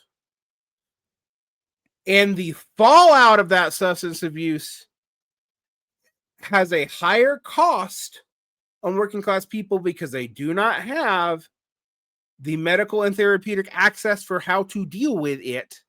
And we know this. Like, if we look at drug use amongst the classes, it's not even, but it's not as unbalanced as you might think from the way it is presented in popular culture. But if you look at drug-related deaths among the classes, completely different. And thus the radicalization and, like, certain strata, yeah, some of them will die at 65, but I mean, just to put it, I'm going to put it in the men in my family, because I think you're absolutely correct. And I'm just going to be blunt about this, and I'll use my own biography here. My uncle died as a long haul trucker from undiagnosed diabetes and untreated alcoholism at 55 years old from a heart attack on the road. My other uncle died from skin cancer at 59, because not because it would have been necessarily terminal. It's fairly easy to treat, but because he was so afraid of going to the doctor because of his costs, that he only went to the doctor when it was already systemic and he was in so much pain he could barely move, and there was nothing to be done. The number of people in my life I've lost under the age of 40 to alcoholism, good old-fashioned alcoholism, is more than a hand. Right? Whereas, yes, my college-educated friends have the same problems with alcohol and drugs. They aren't dead by that time period. And I really think, when people talk about the conservatism of particularly the white working class, but even when people talk about the social conservatism of the black working class, et cetera, et cetera, et cetera, I'm like, but what do they fucking see? Like, they see this semi-lumpenization, and we could talk about this in the modes of freedom, but it also comes with alcoholism, premature death, no access to healthcare, bad food sources. This is actually stuff that Bourdieu documented in the 1950s, right? Werner Sombart, who we don't talk about anymore because he ended up a Nazi, but Werner Sombart actually talks about this in relation to land seizure and social democracy in the United States. And he talks about how the Central European proletariat drunk itself to death, while the proletariat in America invested because the proletariat in America stand a reasonable chance of getting land, and the European one did not. And if you look at today and the social conditions of today and the social welfare now today, flip those odds about where they're at. But if you were to tell, most liberals that was the case in the beginning of the 20th century, they would look at you like, but Europe's always been the more intellectual. And you just want to like smack them around because it's so historically illiterate. And or even if you do have a historical literacy, you have no notion of European class culture and why it is the way it is. And why like it's so tied to drinking, and maybe it's a lot healthier about it today than American drinking habits are. But again, even today, we are seeing that shift again, just because working class people are acknowledging the fact that alcohol is killing them. Like it's kind of an internal antibody, but maybe social media and video games will kill them instead. I don't know. Like, so it is this super big problem, which, I think what I liked about Armuza is he gave my suspicions to the stats. He gave me the hard stats to point this out to people and the obvious contradictions. Like, liberals live in a world that is actually way wider than the world that a lot of the people they call racist live in. And not only do they live in that, but the people who they celebrate all their time are their servants, and they don't even acknowledge that fact. Like, and by servants, we mean gig workers, but still. And liberals uncritically embrace culture war frameworks of social antagonisms of the working class, which the working class also embraces. But here I would interject the duty of liberal or left-wing intellectuals to abandon that form of accounting for these antagonisms, because the task of the intellectual would be to create a better framework for people to express the reality of social death and decay that they're experiencing, other than these eternal cycles of nonsense, pseudo-racial, non-materialist racialization, right? Racialization is valid in a materialist form. I'm not trying to negate that. I'm just saying that, like, this obsession with, and again, it goes back to this fundamental need to have a healthy distance from these institutions. You need more distrust in them. You need much more distrust in them, right? And I think that that's Bourdieu's power, is that he can, even though he sees them fatalistically as necessary, I think we can kind of glean from his insights that there's a way to work on their margins. Maybe is the only way to truly hold them accountable, but also to benefit from them. Not get sucked into their orbit, right? Because I think in Algarby's We Have Never Been Woke, he has this whole series of historical examples of the schism that emerges when primarily upper middle class, try to forge a cultural or social revolution, and they immediately become at loggerheads with a working class subjectivity, which they otherize. And he tries to give this kind of, from really 1848 up to the present. It's a bit crude, and I criticize him for it, because he cites that book that I shared with you, which I then, after reading his footnote on it, I went and I read it, the Yankee International. So, he thinks, but that's the problem. He thinks that Marxism can never escape its middle class capture. I want to actually get to know him a little better, because maybe I could help him, like, say, you know what, like, maybe, proletarian socialism is real. Like, we can do it, because I think he's a valuable thinker. I actually like a lot of his work. Have you had him on the Varn vlog? I have not. I have covered I've covered several of his essays because on radical engagements. Radical engagements, but I haven't had him on. I've been thinking about asking him on. What was funny about him is, frankly, I was led to believe he was a conservative when I was first presented him. Right. And because he publishes it compact in an uncritical way. Yeah. Right. Yeah. That whole thing. Yeah.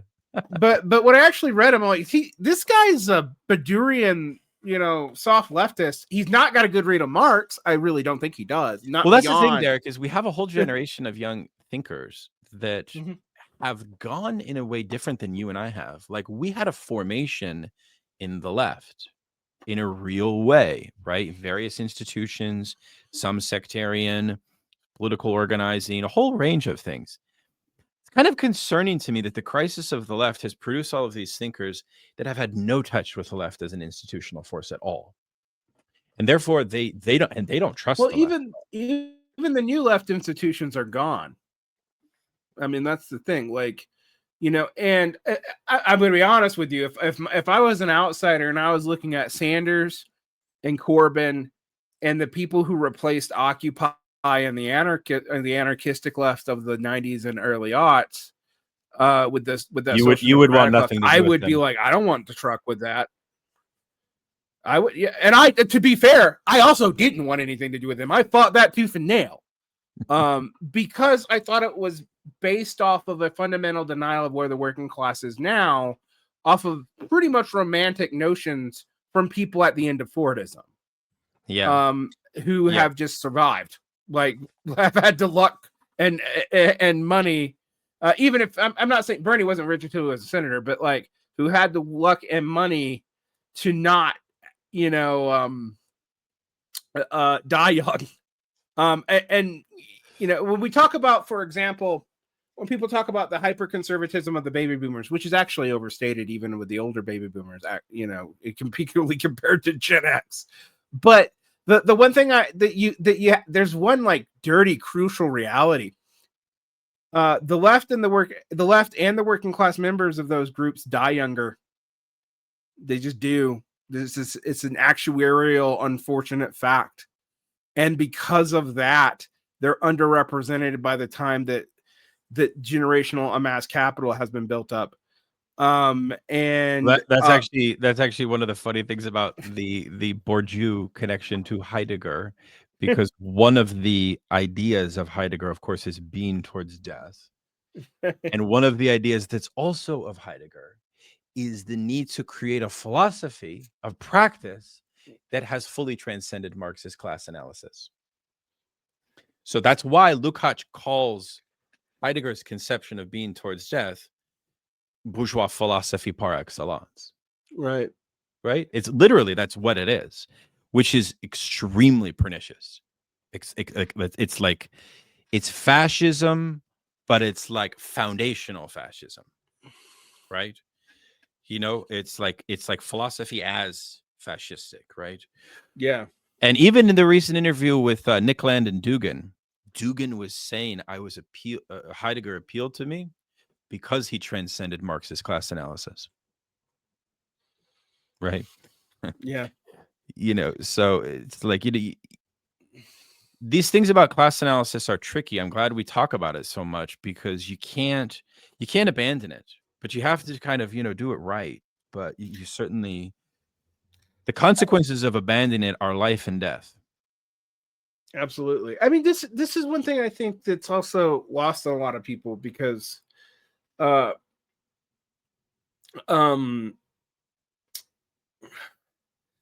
think, for example, there's a lot of evocations of class in the left right now, particularly like the Jacobin left and heirs or that. But they're evocations. They're not class analysis. Their class analysis is often, frankly, pathetic. It's, you know, I think about Seth Ackerman talking about how inflation doesn't affect the poor because it reduces the value. It reduces the value of interest on debt. And I was like, the poor don't have medium interest debt. They have no debt, or they have payday loans, in which case that amount of inflation would break the fucking planet. So it's irrelevant to them. You are talking about the middle class as if it is the poor. And you are talking about it because, frankly, your norm for what middle class prosperity is the 15-year period from 1948 to it's a little bit more than 15 years, 17-year period from 1948 to 1965. Like that, and only in America. Like, you know, like, it's just not the norm historically. Even in Britain, the height of empire, it wasn't the norm. It's a miscast analysis. And when you make those kinds of fundamental errors, you're not useful to the proletariat. And thus, why should they listen to you even when you are advocating for them? Because at some level, they know you're not going to deliver because the way you describe their experience isn't recognizable to them. Mm-hmm. Like, yes, they want their dignity and they're glad you're giving them their dignity, but you're also making them sound like victims and you're also denying their reality of how hard it is in some ways. Right. Like, yeah, that's why I got in this big debate with Dave from Theory Underground, where I was like, why are you defending Andre Gortz's Farewell to the Working Class? Right? Okay. I did a reading of that book once on a show and oh my God, it made me mad. Like, it's a very terrible book, because I was actually going to say that I'm not sure the Jacobin sees itself as a great defender of the proletariat. I'm not sure that that's even how they would self-conceive or self-define their politics, frankly, but maybe I'm wrong about that. A lot of weird stuff came out of that post-68 milieu, like Gortz, where the proletariat can have this like very opportunistic recasting. So I think that a lot of Jacobin may be falling perhaps in line with that. But I also see your point that there's a kind of projection of middle class downward mobility, which then results in formulations of class analysis that effectively have a complete denialism or rejection of the working class, and perhaps that's unintentional.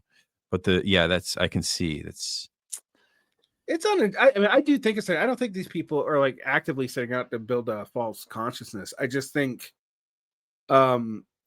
they are removed. They are assuming that because they're downwardly mobile that they speak for, even if you assume that these people are in some ways from a wage earning and thus working class background. What? The way that they deny that even their strata position within that is fascinating, and it creates this interesting illusion that you see in centrist and conservative thinkers like Michael Lind, all right, over at American Affairs, where they see the battle of American politics as a battle between the petite bourgeoisie and the professionals. And then if you get a little bit more complicated and a little bit smarter, you get like Christian Parenti, not a guy whose analysis I always agree with, who says like, oh, you have to admit that the PMC is proletarianized, which is why they're dependent on government subsidies. And thus why they're at odds with a different petite bourgeois, intermediary class, the true petite bourgeois, who are hurt by tax rates because their profit margins are really low. Mm-hmm. Right. And this leads to the overclass in Michael Land, aka the capitalist. He doesn't ever want to say that, but that's what it is. Picking sides between these two battling factions, and that's where the illusion of our politics comes from. But the problem with his analysis and Michael Peter Turchin and a lot of these people's analysis is they see the working class as a completely inert force. Yep. Like it just doesn't matter. And you can appeal to them to appeal to one side of this elite that becomes a counter elite next election cycle or the other, but they're not political actors in any way. They don't. Exactly. Yeah, the formulation from this creates kind of like an interminable, like Bonapartist politics as the only horizon of politics on the one hand. Correct. On the other hand, there's no possibility of class independence in such a vision, precisely because class independence would only be some narcissistic projection of one of these warring strata. And I think that at a certain level of discourse, they may be right about that. I mean, if you're reading magazines, they're all right. But like if you're reading the National Review versus M+1, I today said that like M+1 pays its editors too low. It's a low salary, and so I'm like, no, it isn't. And then I looked it up. I'm like, well, Technically, no, it isn't, but it is too low to socially reproduce, which actually should indicate a major crisis in the working class. Because if the government stops subsidizing social reproduction amongst the working class, you're going to have some real problems.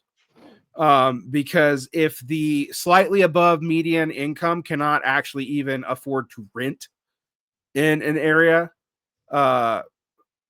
it means that like most of that area is functionally shut off from the effective economy, which is also why the economy seems to be so decoupled from everything right now. Well, I think you need to add a little Bourdieu into the mix, because Bourdieu would show that the only basis by which the salary can be kept low is a preventative for people from certain class backgrounds that would not be able to afford it. In other words, the only reason that it's so low is because it's a position which is guaranteed by familial networks of patronage that would be supplementing the income, right? Yeah, So well, that's obvious. I mean, maybe this is true for more and more sections of society. Like, let me be clear. I'm not. This is true for more and more. It's obvious to me.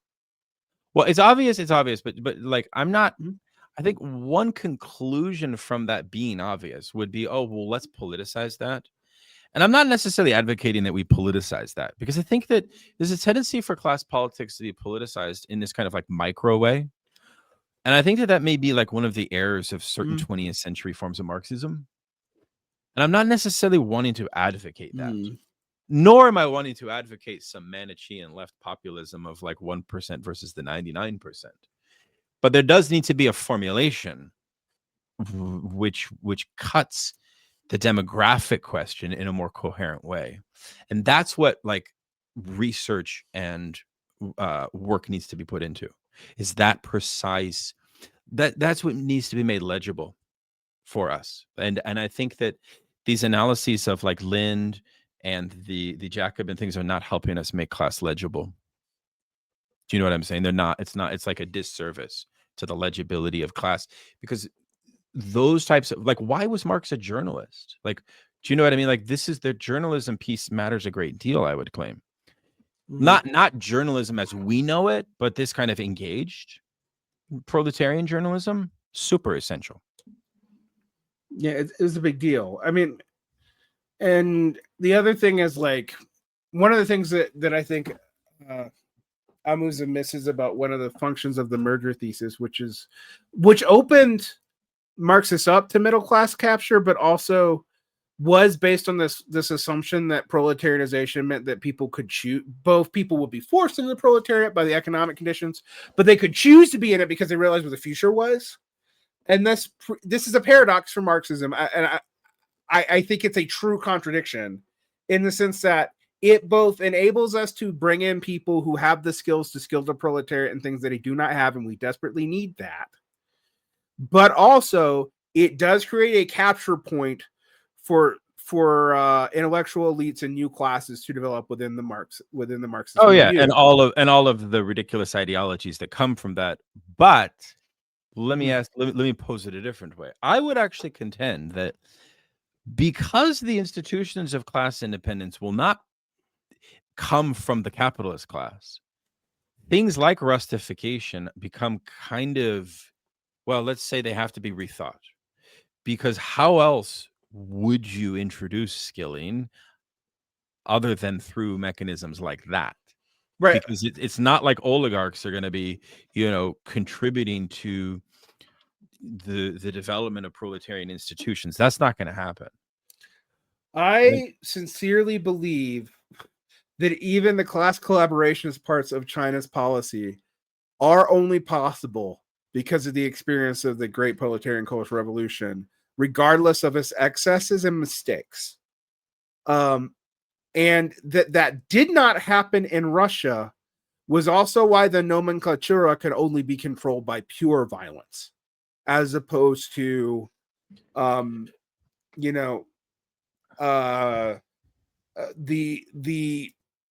the unfortunate, having to live as a peasant for a while as intellectuals. That's an incredible argument. Have you developed that before, or it's not even totally mine. Deng Ping Han, the Chinese scholar, actually also argues it, but it's something I've thought a lot about because Michael Sandel, the kind of liberal communitarian, I guess he's not liberal, but the communitarian philosopher, talks about this and talks about he's worried about China in the future because once Xi's generation is gone, you do not have a generation that has that kind of Russification. You have a reestablishment of expertise that actually does mirror the late Fordist period in the United States.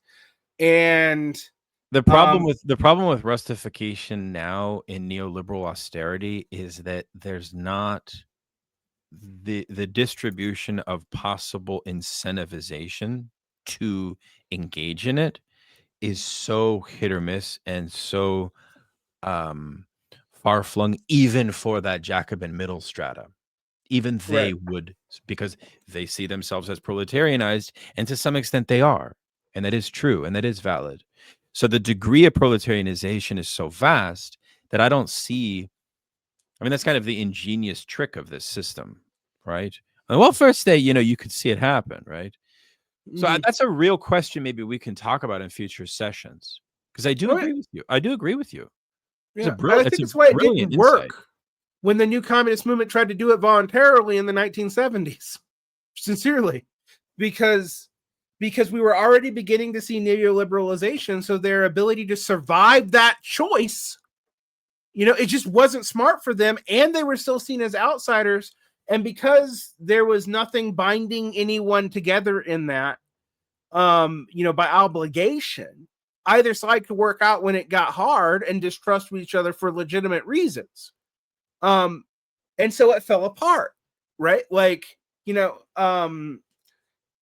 And I think this is something we really have to think about. In some ways, I've been hopeful about the deinstitutionalization of intellectuals, but the shadow side of it, which is this misrecognition of the ability of the Candace Owenses of the world, and because they make the liberal appeal to elite guardianship look good.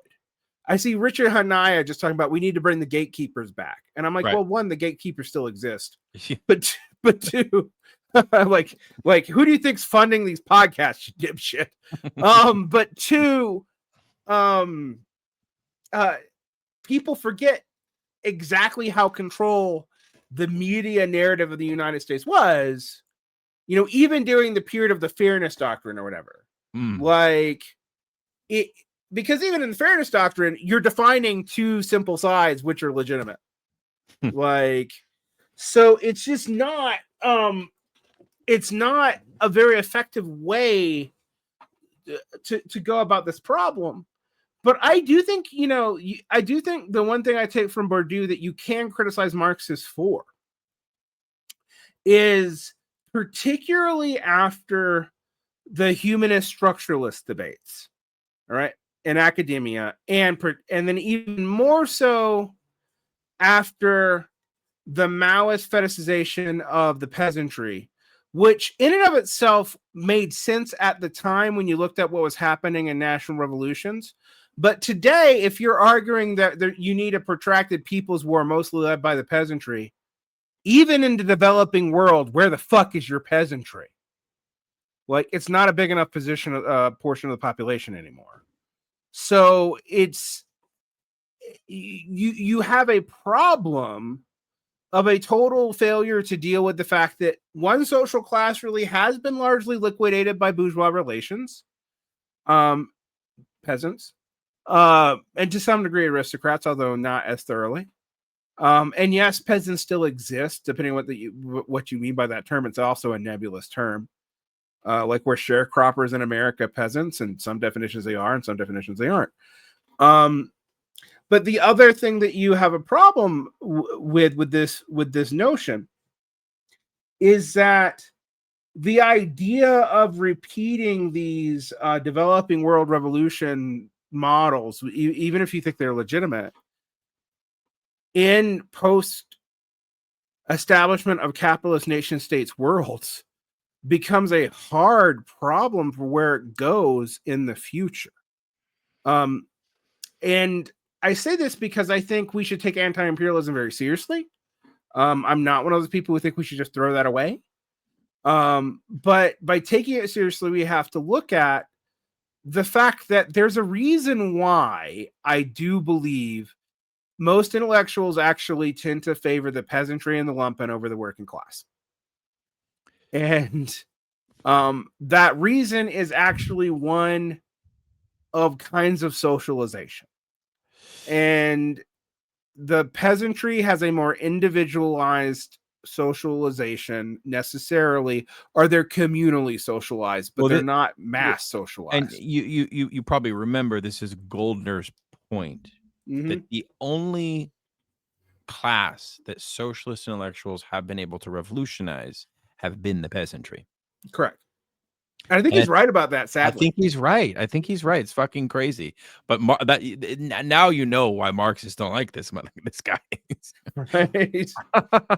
So he's right about that. And okay, so what actually does this indicate? I suppose it indicates the greater degree of a chasm in socialization.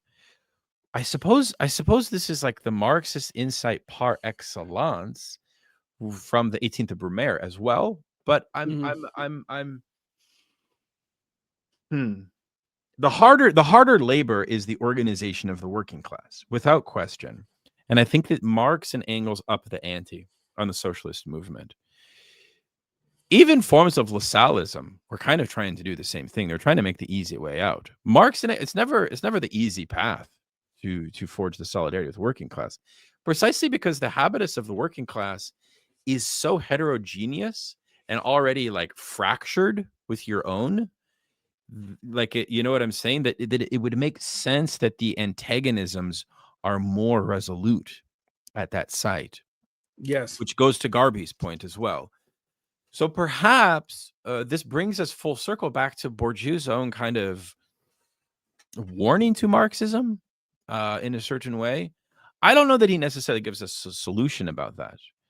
And I would actually say that that would be an interesting question for a Bourdieuist to actually interrogate this problem. But a lot of people are, that's the other thing with working inside of the academy. I don't know if I told you this, but if you take Berkeley, you are not allowed to write a dissertation purely on Karl Marx's thought. That's not allowed in certain disciplines. I actually posted this once on Twitter, and it was one of, I always have these tweets that just go like, I just get like reamed by the professional elite, and they were just like killing me. They're like, I went to Berkeley and I wrote about Marx. I went to Berkeley and I wrote about, but then I had like another stratum of Berkeley people that are like, no, he's right. Right. So it's based on department. So, but that's the thing. It's like a lot of these projects are so hamstrung by these fads and this kind of what's hip, what's in, what's permitted, what's not. And that really constrains, I think, the academic possibility. But you finished a dissertation. I haven't. I finished a thesis for an MFA, which is it is a book, but it's a completely different scenario. And I can tell you, though, from watching people finish dissertations, that there's such a focus. It's not just Marx. Like, there's such a focus on using these paradigms from Marx, from Bourdieu, etc., but in the limited purview of your field, to the point that they often do, that many departments do not want you looking at the primary sources, so you cannot check that your field is using these paradigms correctly. Right, of course. Oh yeah. And well, yeah. So you have this weird like academic telephone game where there are things being asserted by tenured academics that are factually wrong about primary sources. Yeah, I mean that's very evident in like a lot of contemporary philosophy. If you take Derrida, I mean, he's a case in point where Derrida writes a book about St. Augustine that then becomes canonized in the contemporary philosophical deconstruction movement.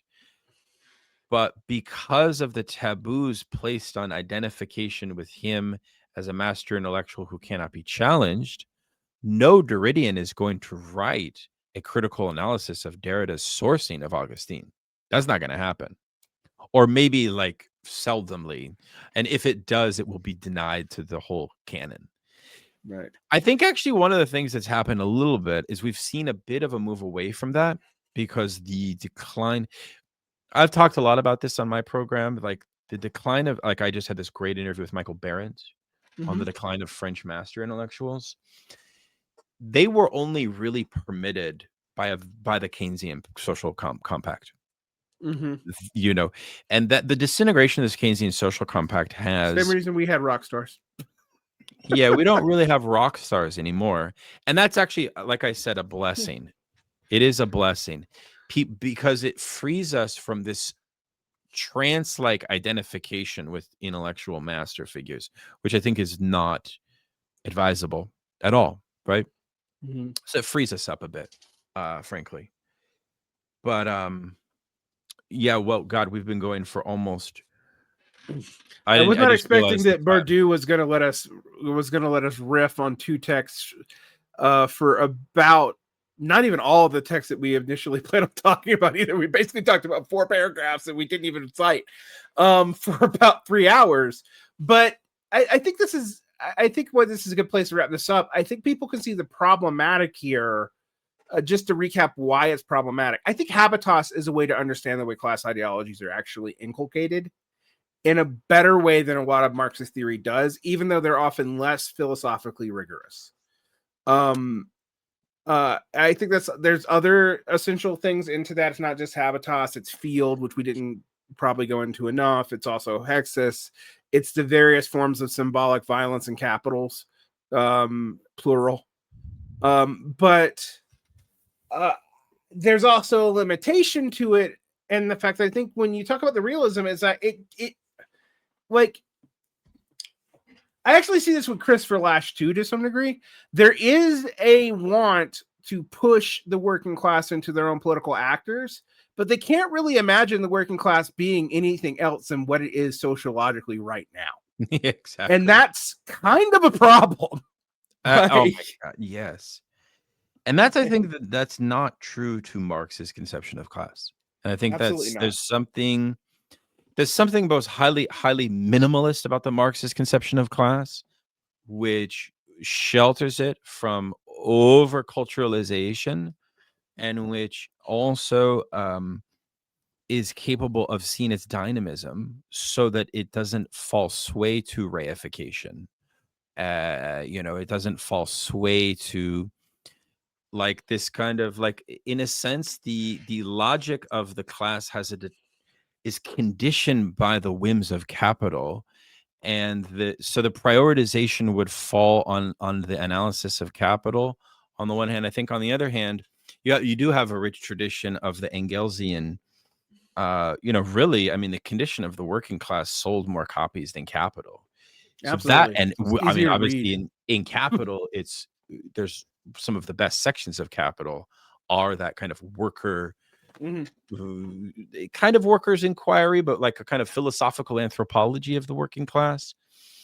So you do have that in Marxism, but I think Bourdieu gives us a lot. I think you articulated it pretty nicely. I feel like we defined things pretty well. Maybe next time we can go further into it, but I feel like it's a good fluency that people can now have, and obviously people should be reading. I guess if you ask the question, what should you read from Bourdieu? My personal choice, I really like The Inheritors, this text that he did on the French educational system and the social reproduction of it is very interesting. I really think these essays I mentioned on Bourdieu's relationship to Marxism is very nice. I can put that in the show notes. And then Pascalian Meditations, if you really want a text on the notion of scholarly habitus, it's super interesting, and the kind of power of on the theme of the intellectuals, it's his best there.